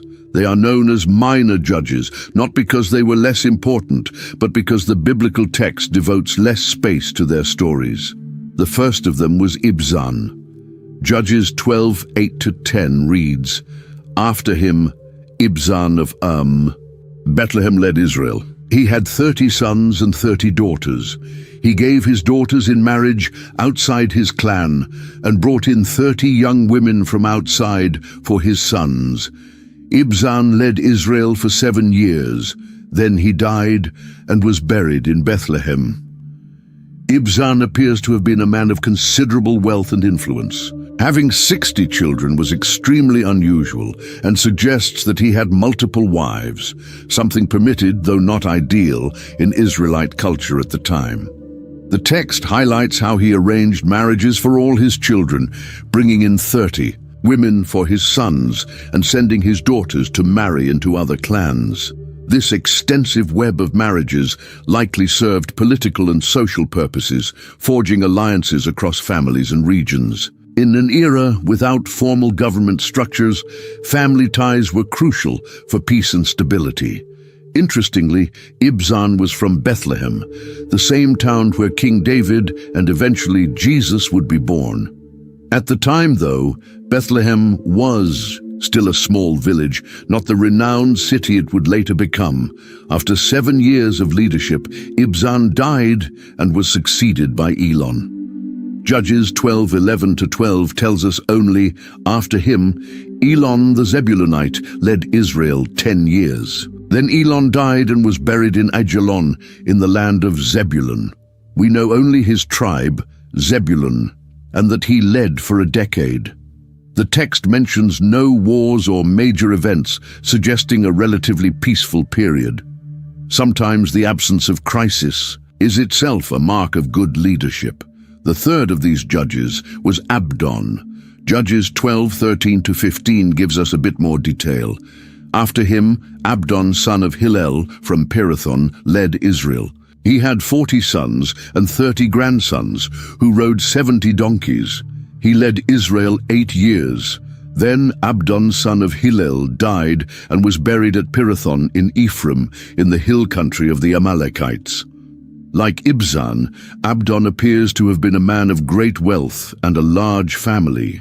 The note about 70 donkeys is significant. Riding donkeys was a symbol of nobility and leadership at the time. This wasn't just a casual detail, it indicated his family's status and influence. Abdon's hometown, Pirathon, was located in Ephraimite territory, but the text adds an intriguing note that it was in the hill country of the Amalekites. This might suggest it was once inhabited by Amalekites, or that some presence still remained there. These 3 judges, Ibzan, Elon, and Abdon, led Israel for a combined total of 25 years. The text records no wars or crises during their time, implying a relatively calm era. After the intense drama of Jephthah's rule, the people likely appreciated this peaceful interlude. It's interesting to contrast these minor judges with figures like Gideon and Jephthah. While the latter emerged in times of crisis and became known for great battles, the minor judges appear to have governed during more stable periods, perhaps consolidating the victories of their predecessors. It's a reminder that leadership takes different forms at different times, sometimes dramatic and bold, other times quiet and administrative, but peace would not last forever. Soon, Israel would once again face one of its most persistent enemies, the Philistines. And for that threat, God was preparing a deliverer unlike any who had come before. The story of Samson begins with a family struggle, a childless couple. In Judges 13:2 we read, "A man named Manoah from the tribe of Dan lived in Zorah. His wife was unable to become pregnant, and they had no children." In ancient Israel, infertility was seen as a deep affliction. Children were considered a divine blessing, and the lack of them was often viewed as a sign of disfavor. This couple had carried that pain for many years, but something extraordinary was about to happen. Judges 13:3-5 tells us the angel of the Lord appeared to Manoah's wife and said, "Even though you have been unable to have children, you will soon become pregnant and give birth to a son. So be careful. You must not drink wine or any other alcoholic drink, nor eat any forbidden food. You will become pregnant and give birth to a son, and his hair must never be cut, for he will be dedicated to God as a Nazirite from birth. He will begin to rescue Israel from the Philistines." This was a remarkable promise. Not only would the woman have a child, But the child would be special from birth, a Nazirite, someone set apart for God by a special vow. Normally, the Nazirite vow was temporary, but Samson was to be a Nazirite for life. The Nazirite vow had 3 primary restrictions: abstaining from fermented drinks, never cutting one's hair, and avoiding contact with the dead. These rules symbolized total dedication to God. The prophecy that this child would begin to rescue Israel hints that his mission would not be completed in his lifetime. The woman, whose name is never given in the text, told her husband about the encounter. "A man of God came to me. He looked like an angel of God, very awesome. I didn't ask where he was from, and he didn't tell me his name. But he said to me, 'You will become pregnant and give birth to a son. Don't drink wine or any other alcoholic drink, and don't eat anything forbidden, for your son will be dedicated to God as a Nazirite from the day of his birth until the day of his death.'" Manoah, wanting to confirm the message, prayed to God, asking for the man of God to return and provide more instructions. God heard his prayer, and the angel again appeared to the woman while she was alone in the field. She ran to get her husband, and Manoah followed her to where the angel was. When Manoah asked how they should raise the boy, the angel simply repeated the original instructions to the mother. She must avoid wine, fermented drinks, and unclean food. Nothing was said about how to raise the boy, only about the mother's behavior during pregnancy. Not realizing he was speaking with an angel, Manoah offered hospitality. "We would like you to stay with us. Let us prepare a young goat for you." The angel's response was curious. "Even if you detain me, I will not eat your food. But if you prepare a burnt offering, offer it to the Lord." Manoah then asked for the visitor's name, and the angel replied, "Why do you ask my name? It is beyond understanding." This mysterious response should have been a clue that their guest was no ordinary man. The couple prepared a young goat and a grain offering on a rock. What happened next confirmed the supernatural nature of their visitor. Judges 13, 19, 20 recounts, "Then Manoah took a young goat and a grain offering and offered it on a rock to the Lord. And the Lord did an amazing thing. As the flame blazed up from the altar toward heaven, the angel of the Lord ascended in the flame." When Manoah and his wife saw this, they fell with their faces to the ground. Finally realizing who they had spoken to, Manoah was terrified. "We are doomed to die. We have seen God." There was a common belief that seeing God face to face meant certain death, but his wife, showing remarkable insight, reassured him. If the Lord had meant to kill us, he wouldn't have accepted our burnt offering and grain offering. He wouldn't have appeared to us or told us what he did. Manoah's wife demonstrated wisdom and faith. She understood that the acceptance of the offering and the promise of a child were signs of divine favor, not judgment. Throughout the narrative, she shows a more intuitive and steady faith than her husband. As promised, the woman gave birth to a son and named him Samson. Judges 13, 24, 25 says, "When her son was born, she named him Samson, and the Lord blessed him as he grew up. And the Spirit of the Lord began to stir him while he lived in Mahanedan, which is located between the towns of Zorah and Eshtaol." This stirring by the Spirit of the Lord suggests that even in his youth, Samson already felt a divine urge toward his mission against the Philistines. Samson's story truly begins in Judges 14, when, now a grown man, he goes down to Timnah and sees a Philistine woman. He returns home and tells his parents, "I saw a woman in Timnah, one of the Philistines. Get her for me as my wife." His parents were shocked. They asked, "Isn't there an acceptable woman among your relatives or among our people? Must you go to the uncircumcised Philistines to get a wife?" This was a reasonable concern. Israelites were forbidden from marrying the pagan peoples of Canaan to avoid being led into idolatry. But Samson insisted, "Get her for me. She's the one I want." Then comes a surprising twist in Judges 14:4. His parents did not realize that this was the Lord's doing, who was seeking an occasion to confront the Philistines, for at that time they were ruling over Israel. This is an intriguing note. Samson's attraction to the Philistine woman, while against God's law, was somehow part of God's broader plan to create conflict with the Philistines. It wasn't that God approved of intermarriage or caused Samson's disobedience, but he was using even Samson's flawed choices to advance his greater purpose.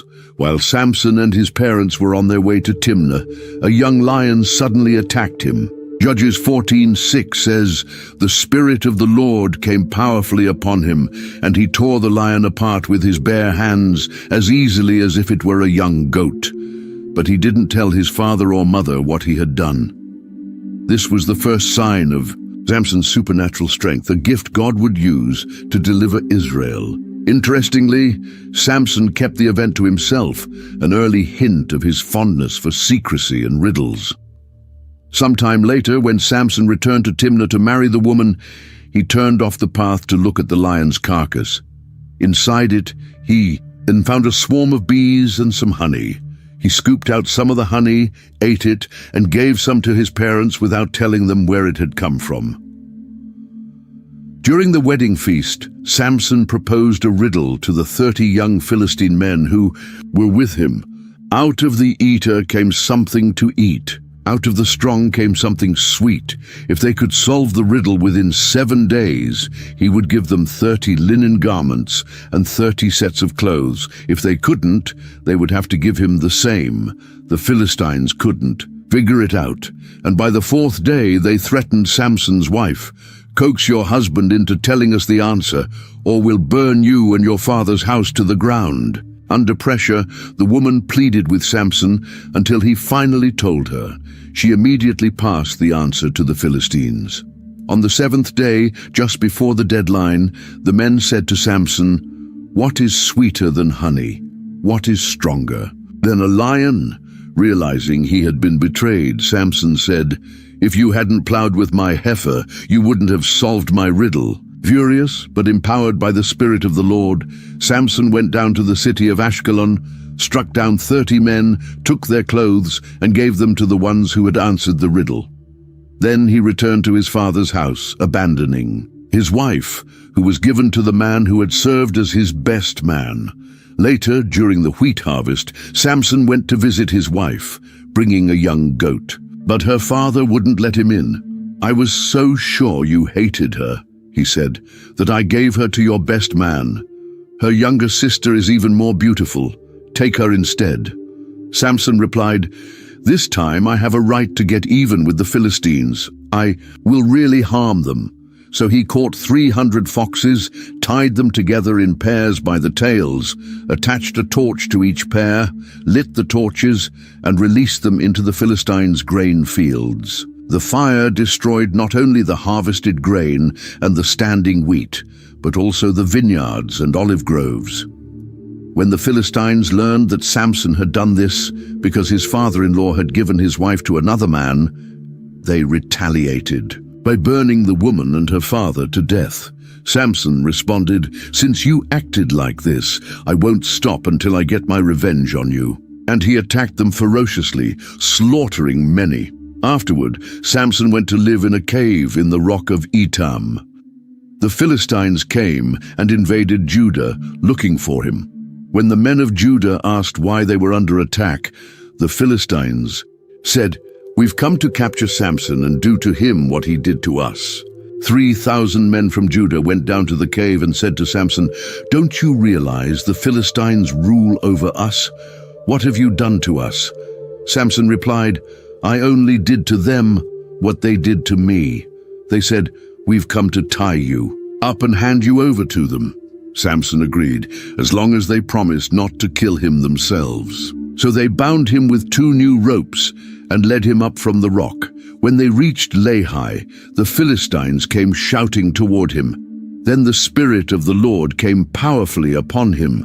The ropes on his arms became like charred flax and fell off his hands. Finding a fresh jawbone of a donkey, he grabbed it and struck down 1,000 men. After the victory, Samson composed a short poem. With a donkey's jawbone, I made them a heap. With a donkey's jawbone, I killed 1,000 men. Then he threw away the jawbone and called the place Ramath Lehi, Jawbone Hill. Exhausted and extremely thirsty, Samson cried out to the Lord, "You've given your servant this great victory. Now will I die of thirst and fall into the hands of the uncircumcised." God opened up a spring in Lehi, and Samson drank. His strength returned and he revived. So he named the spring En-Hakkore, Kala's spring, which was still there at the time the book was written. The chapter ends with this note: Samson led Israel for 20 years in the days of the Philistines. The story continues with Samson going to Gaza, one of the Philistines' major cities. Judges 16 opens with an episode that highlights both his strength and his weakness. One day, Samson went to Gaza, where he saw a prostitute and spent the night with her. Word spread quickly among the people of Gaza, "Samson is here." Here we already see a troubling pattern. Samson was called to deliver Israel from the Philistines, yet instead of attacking them, he visited their cities and got involved with their women. He wasn't resisting the enemy, he was cozying up to them. The men of the city surrounded the place and waited at dawn to kill him. But Samson got up in the middle of the night. Since the city gates were locked, he did something incredible. He grabbed the doors of the city gate, along with the 2 posts and the crossbar, lifted them onto his shoulders, and carried them to the top of the hill facing Hebron.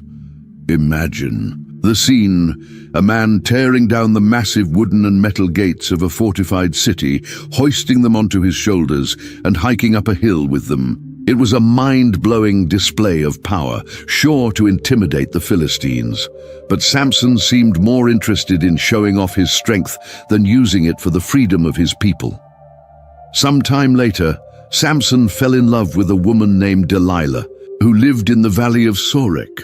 When the Philistine rulers heard about this, they saw a golden opportunity. In Judges 16:5, they came to Delilah with a proposal: "Seduce him and find out the secret of his great strength and how we can overpower him so we may tie him up and subdue him. Each of us will give you 1,100 pieces of silver." It was a fortune, over 5,000 pieces of silver in total. The temptation was too great. Delilah began pressing Samson relentlessly. "Tell me, please, what is the source of your great strength and how you can be bound and subdued?" Samson replied with a lie. "If someone ties me with 7 fresh bowstrings that have not been dried, I'll become as weak as any other man." The Philistine leaders brought the bowstrings to Delilah, and she tied Samson up while he was sleeping. Then she shouted, "Samson, the Philistines are attacking you!" But he snapped the bowstrings as easily as a strand of yarn snaps when it touches fire. Delilah realized she had been deceived and complained, "You've made a fool of me and told me lies. Now tell me how you can be bound." Samson lied again. "If I'm tightly bound with new ropes that have never been used, I'll become as weak as any other man." So Delilah took new ropes, tied him up, and again shouted, "Samson, the Philistines are attacking you." But he snapped the ropes off his arms as if they were mere threads. Delilah wasn't done yet. "You've been mocking me and lying to me all this time. Tell me how you can be bound," he answered.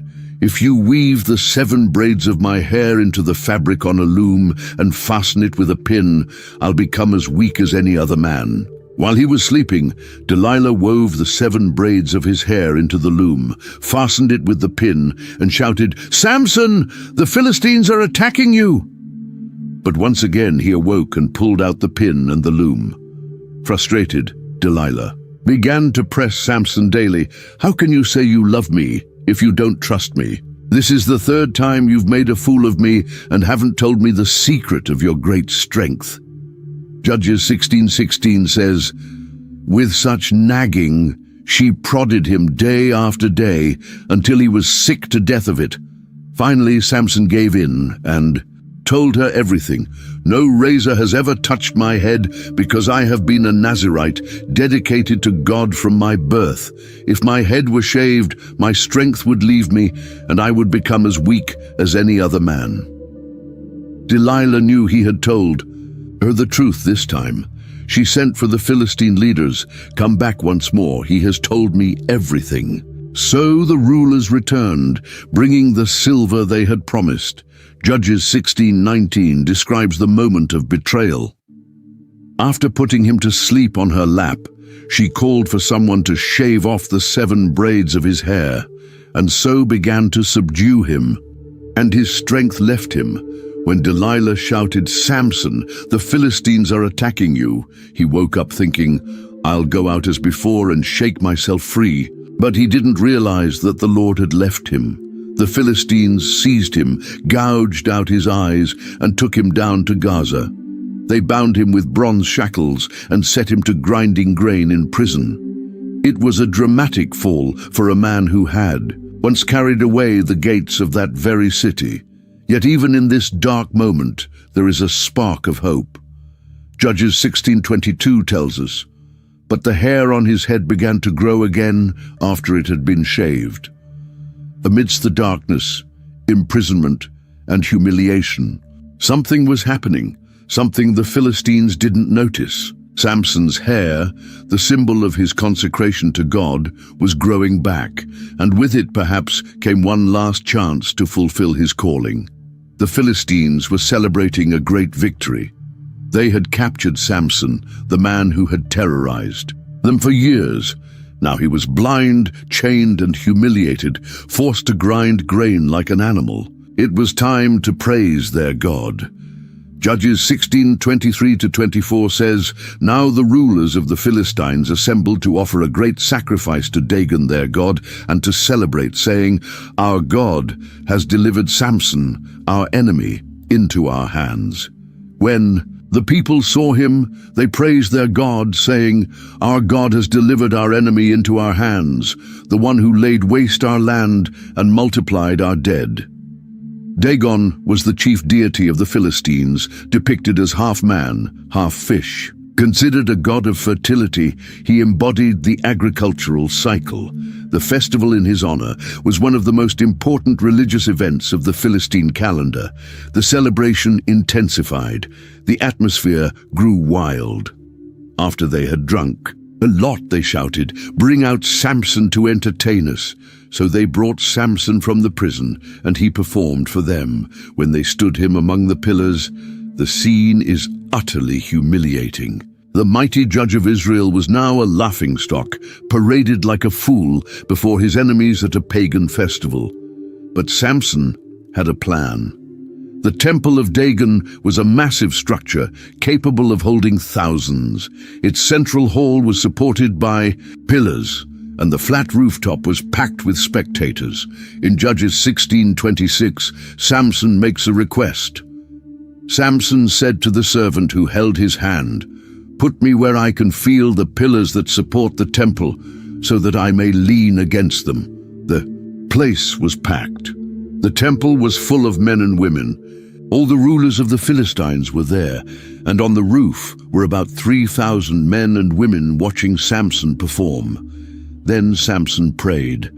After months of blindness, pain, and humiliation, perhaps he finally understood his true purpose. Judges 16:28 records his cry, "Sovereign Lord, remember me. Please, God, strengthen me just once more, and let me with one blow get revenge on the Philistines for my 2 eyes." Notice Samson doesn't ask to live. He knows he will die in what he's about to do, but he wants his death to have meaning. To fulfill the calling he was born for, to deliver Israel from the Philistines. Finding the 2 central pillars, Samson positioned himself. Then Samson reached toward the 2 central pillars on which the temple stood. Bracing himself against them, his right hand on one and his left hand on the other, Samson said, "Let me die with the Philistines." With one final superhuman effort he pushed. Then he pushed with all his might, and down came the temple on the rulers and all the people in it. Thus he killed many more when he died than while he lived. Samson's death became his greatest victory. That day, the top Philistine leaders perished, severely weakening their hold over Israel. His family came to retrieve his body. His brothers and his father's whole family went down to get him. They brought him back and buried him between Zorah and Eshtaol in the tomb of Manoah, his father. He had led Israel for 20 years. Thus ended the life of Israel's most contradictory judge, a man of evident weaknesses, whose extraordinary physical strength stood in stark contrast to his inability to control his own desires. Yet, even in death, he fulfilled his calling by delivering Israel from its oppressors. Judges chapter 17 reveals how religion in Israel had become deeply corrupted. We're no longer following the exploits of mighty deliverers, but rather peering into the private lives of ordinary people who had strayed from the path God had set. The chapter opens with a man named Micah confessing to a theft. Now a man named Micah from the hill country of Ephraim said to his mother, "The 1,100 shekels of silver that were taken from you and about which I heard you utter a curse, I have that silver with me. I took it." His mother's reaction is startling. Instead of rebuking her son for stealing, she blesses him. Then his mother said, "The Lord bless you, my son." When Micah returned the 1,100 silver shekels, she made a declaration, "I solemnly consecrate my silver to the Lord for my son's benefit, to make an image overlaid with silver. I will give it back to you." This is a clear sign of how distorted worship had become in Israel. She believed she was honoring the Lord by commissioning an idol, something explicitly forbidden in the Ten Commandments. She gave 200 shekels back to her son, who then took them to a silversmith to have an image and idol made. In Judges 17:5-6, we read more about Micah. Now this man Micah had a shrine, and he made an ephod and some household gods, and installed one of his sons as his priest. In those days, Israel had no king. Everyone did as they saw fit. That last line is key to understanding the entire era of the Judges. Without centralized leadership to enforce God's law, everyone interpreted religion their own way. Micah had essentially invented his own personal version of worship, with a private shrine, household gods, and even his son acting as priest, though only members of the tribe of Levi were authorized to serve as priests. One day, a young Levite from Bethlehem in Judah, traveling in search of a place to settle, arrived at Micah's house. In Judges 17:9-10, we read about their meeting. Micah asked him, "Where are you from?" "I'm a Levite from Bethlehem in Judah," he said, "and I'm looking for a place to stay." Then Micah said to him, "Live with me and be my father and priest, and I'll give you 10 shekels of silver a year, your clothes and your food." The offer was tempting, and the Levite agreed to stay. He became like one of Micah's own sons. Micah then consecrated the Levite, who became his personal priest and lived in his house. With this, Micah believed he had secured divine favor. "Now I know that the Lord will be good to me, since this Levite has become my priest." He assumed that having an official Levite legitimized his household worship, even though it mixed genuine worship with idolatry. Meanwhile, the tribe of Dan was struggling to settle in the land allotted to them. Judges 18:1 tells us, "In those days, Israel had no king, and in those days, the tribe of the Danites was seeking a place of their own where they might settle, because they had not yet come into an inheritance among the tribes of Israel." The Danites were unable to fully dislodge the original inhabitants, especially the Amorites, who restricted them to the hill country. So, they decided to look for new territory, sending out 5 brave men as spies. On their journey, these men passed by Micah's house and recognized the Levite's voice. They stopped to speak with him and asked, "What are you doing in this place? What brings you here?" The Levite explained his arrangement with Micah. "Micah has hired me, and I am his priest. Then the spies asked for divine guidance. Please inquire of God to learn whether our journey will be successful. The Levite gave them a favorable answer. Go in peace, your journey has the Lord's approval. The 5 men then traveled to Laish, a city far to the north, isolated from other Israelite tribes. They saw that the people there lived in peace and security, like the Sidonians, carefree, unsuspecting, and unaligned with any other group. The land was spacious, fertile, and lacking nothing. The spies returned with their report. Let's attack them. We've seen that the land is very good. Why wait? Don't hesitate to go there and take it over. When you arrive, you'll find an unsuspecting people and a spacious land that God has put into your hands, a land that lacks nothing. So 600 armed men from the tribe of Dan set out to conquer Laish. On their way, they again passed by Micah's house. The 5 spies told the others about the religious objects they had seen there. You know that one of these houses has an ephod, some household gods, a carved image, and a cast idol. Now you know what to do. The Danites decided to steal Micah's religious items. In Judges 18:19, we read what happened when they confronted the Levite. When the men went into Micah's house and took the carved image, the ephod, the household gods, and the cast idol, the priest said to them, "What are you doing?" They answered him, "Be quiet, don't say a word. Come with us and be our father and priest. Isn't it better that you serve a tribe and clan in Israel as priest rather than just one man's household?" The Levite liked the proposal. Judges 18:20 says, "The priest was very pleased. He took the ephod, the household gods, and the carved image, and went along with the people. When Micah and his neighbors realized what had happened, they pursued the Danites and caught up with them. "What's the matter with you that you called out your men to fight?" they asked. Micah replied, "You took the gods I made and my priest and went away. What do I have left? How can you even ask? What's the matter with you?"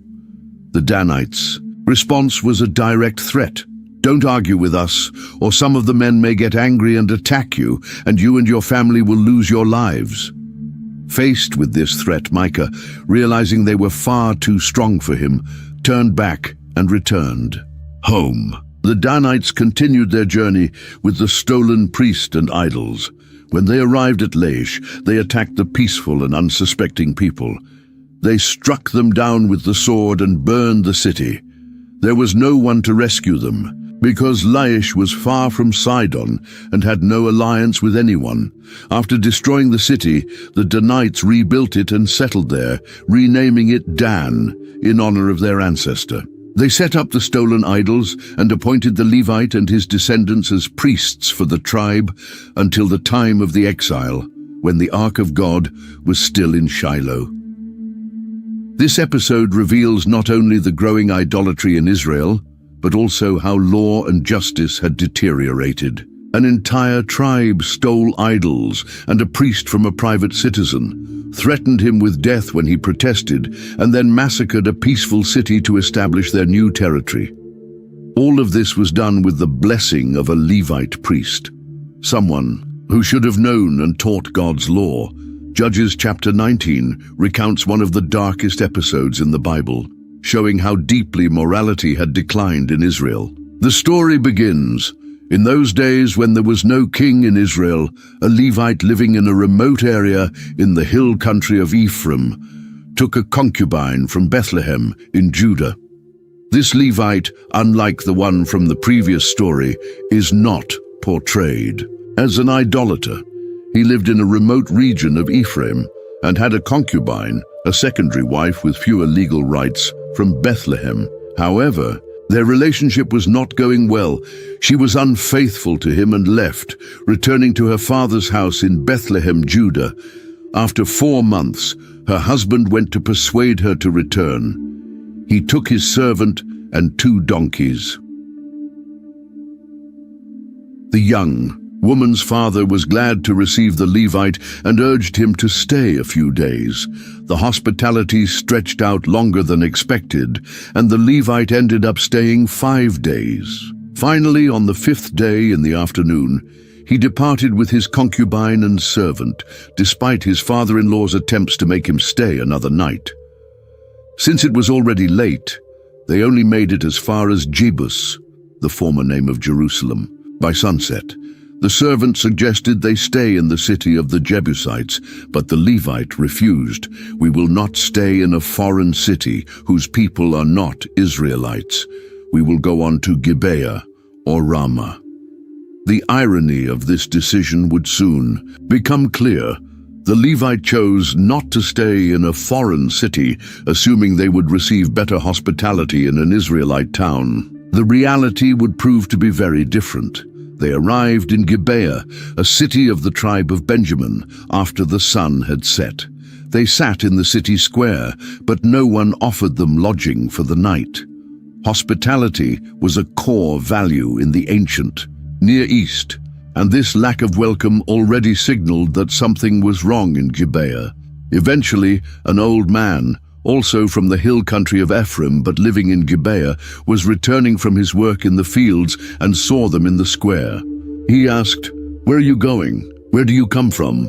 The Levite explained their situation and assured him that they had everything they needed: straw and fodder for the donkeys, and bread and wine for himself, his concubine, and the servant. All they lacked was a place to sleep. The old man insisted, "Peace be with you. Let me supply all your needs, but don't spend the night in the square." He took them into his house, fed the donkeys, and after they had washed their feet, they ate and drank. While they were enjoying themselves, wicked men from the city surrounded the house. In Judges 19:22, we read, "While they were enjoying themselves, some of the wicked men of the city surrounded the house.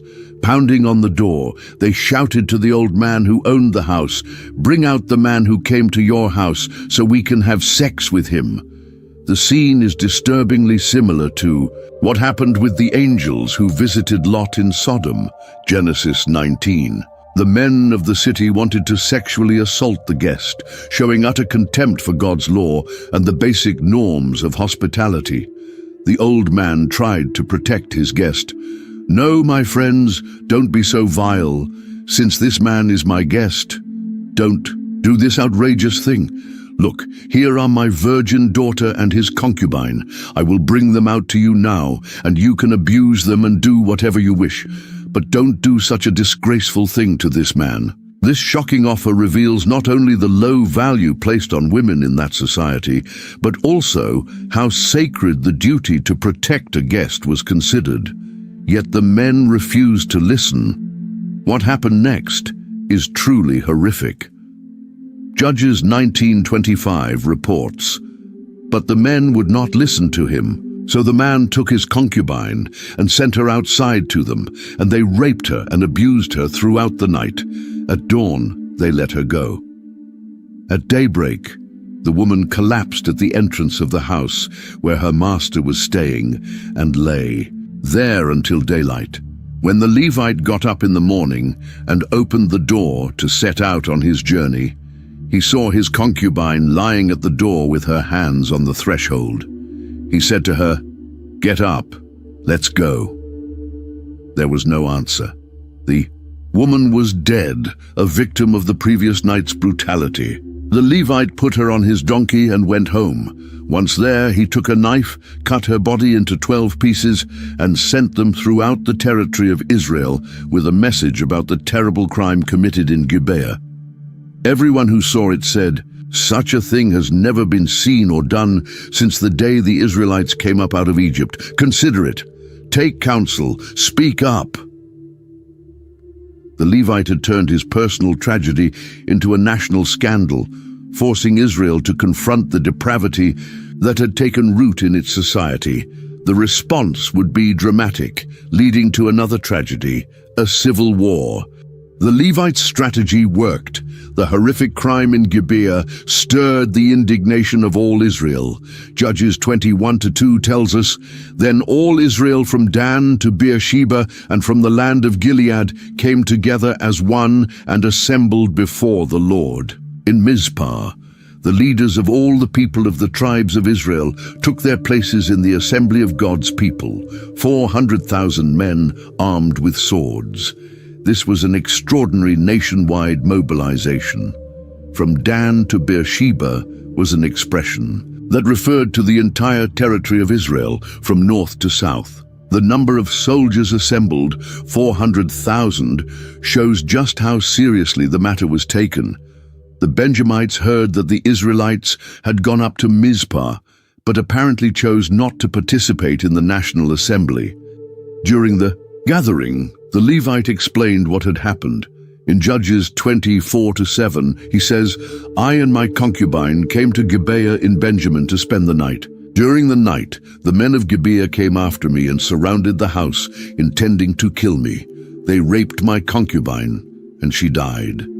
So I took my concubine, cut her into pieces, and sent a piece to each region of Israel's inheritance, because they committed this shameful act in Israel. Now all you Israelites, speak up and decide what must be done." The Levite's account leaves out some crucial details, most notably the fact that he was the one who handed his concubine over to the men of Gibeah. He also says they intended to kill him, when the original text makes clear they meant to rape him. These distortions were likely made to secure the full support of the tribes. The response was unanimous. All the people rose as one and said, "Not one of us will go home. Not one of us will return to his tent. This is what we will do to Gibeah. We will go up against it as the lot determines. We'll select 10 men out of every 100 from all. The tribes of Israel, 100 out of every 1,000 and 1,000 out of every 10,000, to provide provisions for the army. Then when the army arrives at Gibeah in Benjamin, it will repay them for the outrageous act they committed in Israel." The plan was clear. The united tribes would march against Gibeah to punish those responsible for the crime. But before launching an attack, they tried a diplomatic approach. They sent messengers throughout the tribe of Benjamin saying, "What is this wickedness that has taken place among you? Hand over those wicked men of Gibeah so that we may put them to death and purge this evil from Israel." It was a reasonable demand. They weren't seeking to punish the whole tribe, only the perpetrators. But the Benjamites' response was shocking. But the Benjamites would not listen to their fellow Israelites. Instead, they prepared for war. From their towns, they came together at Gibeah to fight against the Israelites. At once, the Benjamites mobilized 26,000 swordsmen from their towns, in addition to 700 chosen men from those living in Gibeah. Among all these soldiers were 700 select troops who were left-handed, each of whom could sling a stone at a hair and not miss. Rather than handing over the guilty, the tribe of Benjamin chose to protect them. It was a decision that revealed just how far their moral compass had eroded. Tribal loyalty outweighed justice. On the other side, the united tribes also gathered their forces. The Israelites, apart from Benjamin, mustered 400,000 swordsmen, all of them experienced warriors. Before going into battle, the Israelites went up to Bethel to consult God. "Who of us shall go first to fight against the Benjamites?" The Lord replied, "Judah shall go first." The stage was set for one of the most tragic civil wars in Israel's history. A nation that was supposed to be united in worship of the Lord and obedience to divine law was now about to turn its weapons on itself. The next morning, the Israelites encamped near Gibeah to launch their attack. But the first battle didn't go as expected. In Judges 20:21, we read, "The Benjamites came out of Gibeah and cut down 22,000 Israelites on the battlefield that day." This unexpected defeat shook the Israelites. Even though they vastly outnumbered their opponents, they lost thousands of men. They went up to the sanctuary, wept before the Lord until evening, and asked, "Shall we go up again to fight against "The Benjamites, our fellow Israelites." The Lord answered, "Go up against them." So the Israelites gathered their courage and took their positions again at the same place as the first day. But when they advanced on the second day, they were again defeated. The Benjamites came out from Gibeah to meet them and cut down another 18,000 Israelites, all of them armed with swords. This second loss was even more devastating. In just 2 days, 40,000 Israelites had fallen. The entire army went up to Bethel, where they sat weeping before the Lord. They fasted until evening and offered burnt offerings and fellowship, offerings to the Lord. This time, their inquiry to God was more earnest, and the Israelites inquired of the Lord. In those days, the Ark of the Covenant of God was there, with Phinehas, son of Eleazar, the son of Aaron, ministering before it. They asked, "Shall we go up again to fight against the Benjamites, our fellow Israelites, or not?" The mention of Phinehas helps date the event. This was still within the first few decades after Joshua's death, not long after the conquest of Canaan. The Lord answered, "Go, for tomorrow I will give them into your hands." Then the Israelites set an ambush around Gibeah. When the Benjamites came out to fight, the Israelites retreated strategically, drawing them away from the city. The Benjamites began killing Israelites as before, about 30 men along the roads and in the fields. Confident, the Benjamites said, "We are defeating them as before." But the Israelites had agreed, "We will flee and draw them away from the city onto the roads." Meanwhile, 10,000 chosen Israelites emerged from their positions west of Gibeah. The battle was intense, but the Benjamites had no idea of the disaster looming. They did not realize that disaster was about to overtake them. The Lord defeated Benjamin before Israel, and that day the Israelites struck down 2,500 Benjamite swordsmen. Then the Benjamites realized they were beaten. The men of Israel had retreated before the Benjamites because they were relying on the ambush they had set near Gibeah. Those in ambush rushed into the city, spread out, and put all its inhabitants to the sword. The agreed-upon signal was a large column of smoke rising from the city. When the Israelites in the main battle saw the smoke, they changed tactics and turned against the Benjamites, who had already killed about 30 Israelites. The Benjamites, seeing the smoke rising from the city, were struck with fear. The Benjamites looked and saw the smoke from the city going up into the sky. Then panic overwhelmed them, for they realized that disaster had come upon them. They tried to flee toward the wilderness, but were pursued and surrounded. Judges 20:43-44 describes the massacre. They surrounded the Benjamites, chased them relentlessly, and overtook them east of Gibeah. 18,000 Benjamites, all brave warriors, fell that day.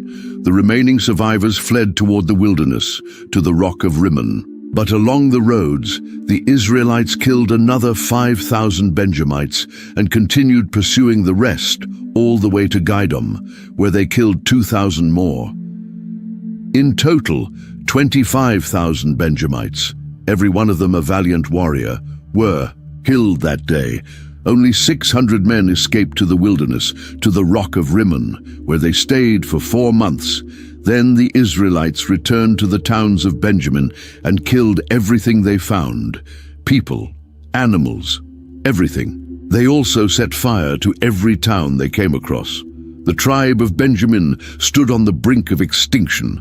Out of 26,000 warriors, only 600 survived, hiding on a rock in the wilderness. No Benjamite women or children remained alive. It was an unprecedented calamity for Israel. The initial fury toward Benjamin began to give way to remorse. In Judges 21:1-3, we read, "At Mizpah the men of Israel had taken an oath, 'Not one of us will give his daughter in marriage to a Benjamite.' The people went to Bethel and sat before God until evening, weeping loudly and bitterly. 'Oh, Lord God of Israel,' they cried, 'why has this happened in Israel? Why should one tribe be missing from Israel today?' The thought of losing one of the 12 tribes horrified them. They had vowed not to give their daughters in marriage to the Benjamites, but now they realized this would mean the end of the tribe. How could the 600 survivors ever find wives? The next morning they built an altar and offered burnt offerings and fellowship offerings. Then they remembered another oath they had made. Who among all the tribes of Israel failed to appear before the Lord at Mizpah? They had vowed that anyone who failed to appear would be put to death. It turned out that no one from Jabesh Gilead had joined the assembly. To confirm, they conducted a census and found no one from that city. So the assembly sent 12,000 warriors to Jabesh Gilead with orders to kill every inhabitant, including women and children. The only exception would be the young virgin girls, who were to be spared. They found 400 virgin girls in Jabesh Gilead and brought them to the camp at Shiloh in the land of Canaan. Then the whole assembly sent a peace offering to the Benjamites at the rock of Rimmon, inviting them to return. The 600 Benjamite men came back and received the women from Jabesh Gilead who had been spared. But it wasn't enough. There were only 400 women for 600 men. 200 Benjamites were still without wives. The people were distressed over Benjamin's fate, for the Lord had created a breach among the tribes of Israel. The leaders of the assembly asked, "How can we find wives for those who are left, since the women of Benjamin have been destroyed?" They couldn't simply give their own daughters because of the oath. Then someone came up with another solution. "Look, there's the annual festival of the Lord in Shiloh, north of Bethel, east of the road that goes from Bethel to Shechem, and south of Lebanah." They instructed the remaining Benjamite men, "Go hide in the vineyards and watch. When the young women of Shiloh come out to join the dancing, each of you should rush out of the vineyards and seize one of them to be your wife. Then return to the land of Benjamin." If the girls' fathers or brothers came to complain, the Israelite leaders would say, "Do us a favor, let them keep the women. We couldn't find wives for them in battle. And besides, you didn't actually give your daughters to them, so you're not breaking your oath." The Benjamites followed the plan. Each man kidnapped one of the girls who were dancing and took her as his wife. Then they returned to their land, rebuilt their towns, and settled there. This bizarre arrangement allowed the Israelites to technically get around their oath, though it clearly violated the spirit of the law. The young women of Shiloh had no say. They were simply taken. With that, the immediate crisis was resolved. The tribe of Benjamin was preserved, though drastically reduced. The Israelites then dispersed, returning to their tribes and clans, each to his own inheritance. The book of Judges ends with a sentence that perfectly sums up the moral and social chaos of the time. "In those days, there was no king in Israel. Everyone did what was right in his own eyes." That phrase appears 4 times throughout the book, underscoring how the absence of a central authority to enforce God's law led to moral decay. What began with idolatry and disobedience ended in horrific crimes and civil war. The story of Judges serves as a stark warning of what happens when a people abandons its moral and spiritual foundations. The nation that had once entered the Promised Land, united and full of purpose, was now torn apart by internal conflict, with one of its 12 tribes nearly wiped out. My friend, we've reached the end of this incredible journey through the book of Judges. We've seen how Israel went from a unified nation under Joshua to a people without direction, where everyone did what was right in his own eyes. We followed unlikely heroes like Gideon and Samson, witnessed the courage of Deborah and the tragedy of Jephthah, and saw just how far a people can fall when they stray from divine principles. This story, over 3,000 years old, still speaks volumes today. It reminds us that the choices we make, as individuals and as a society, carry real consequences.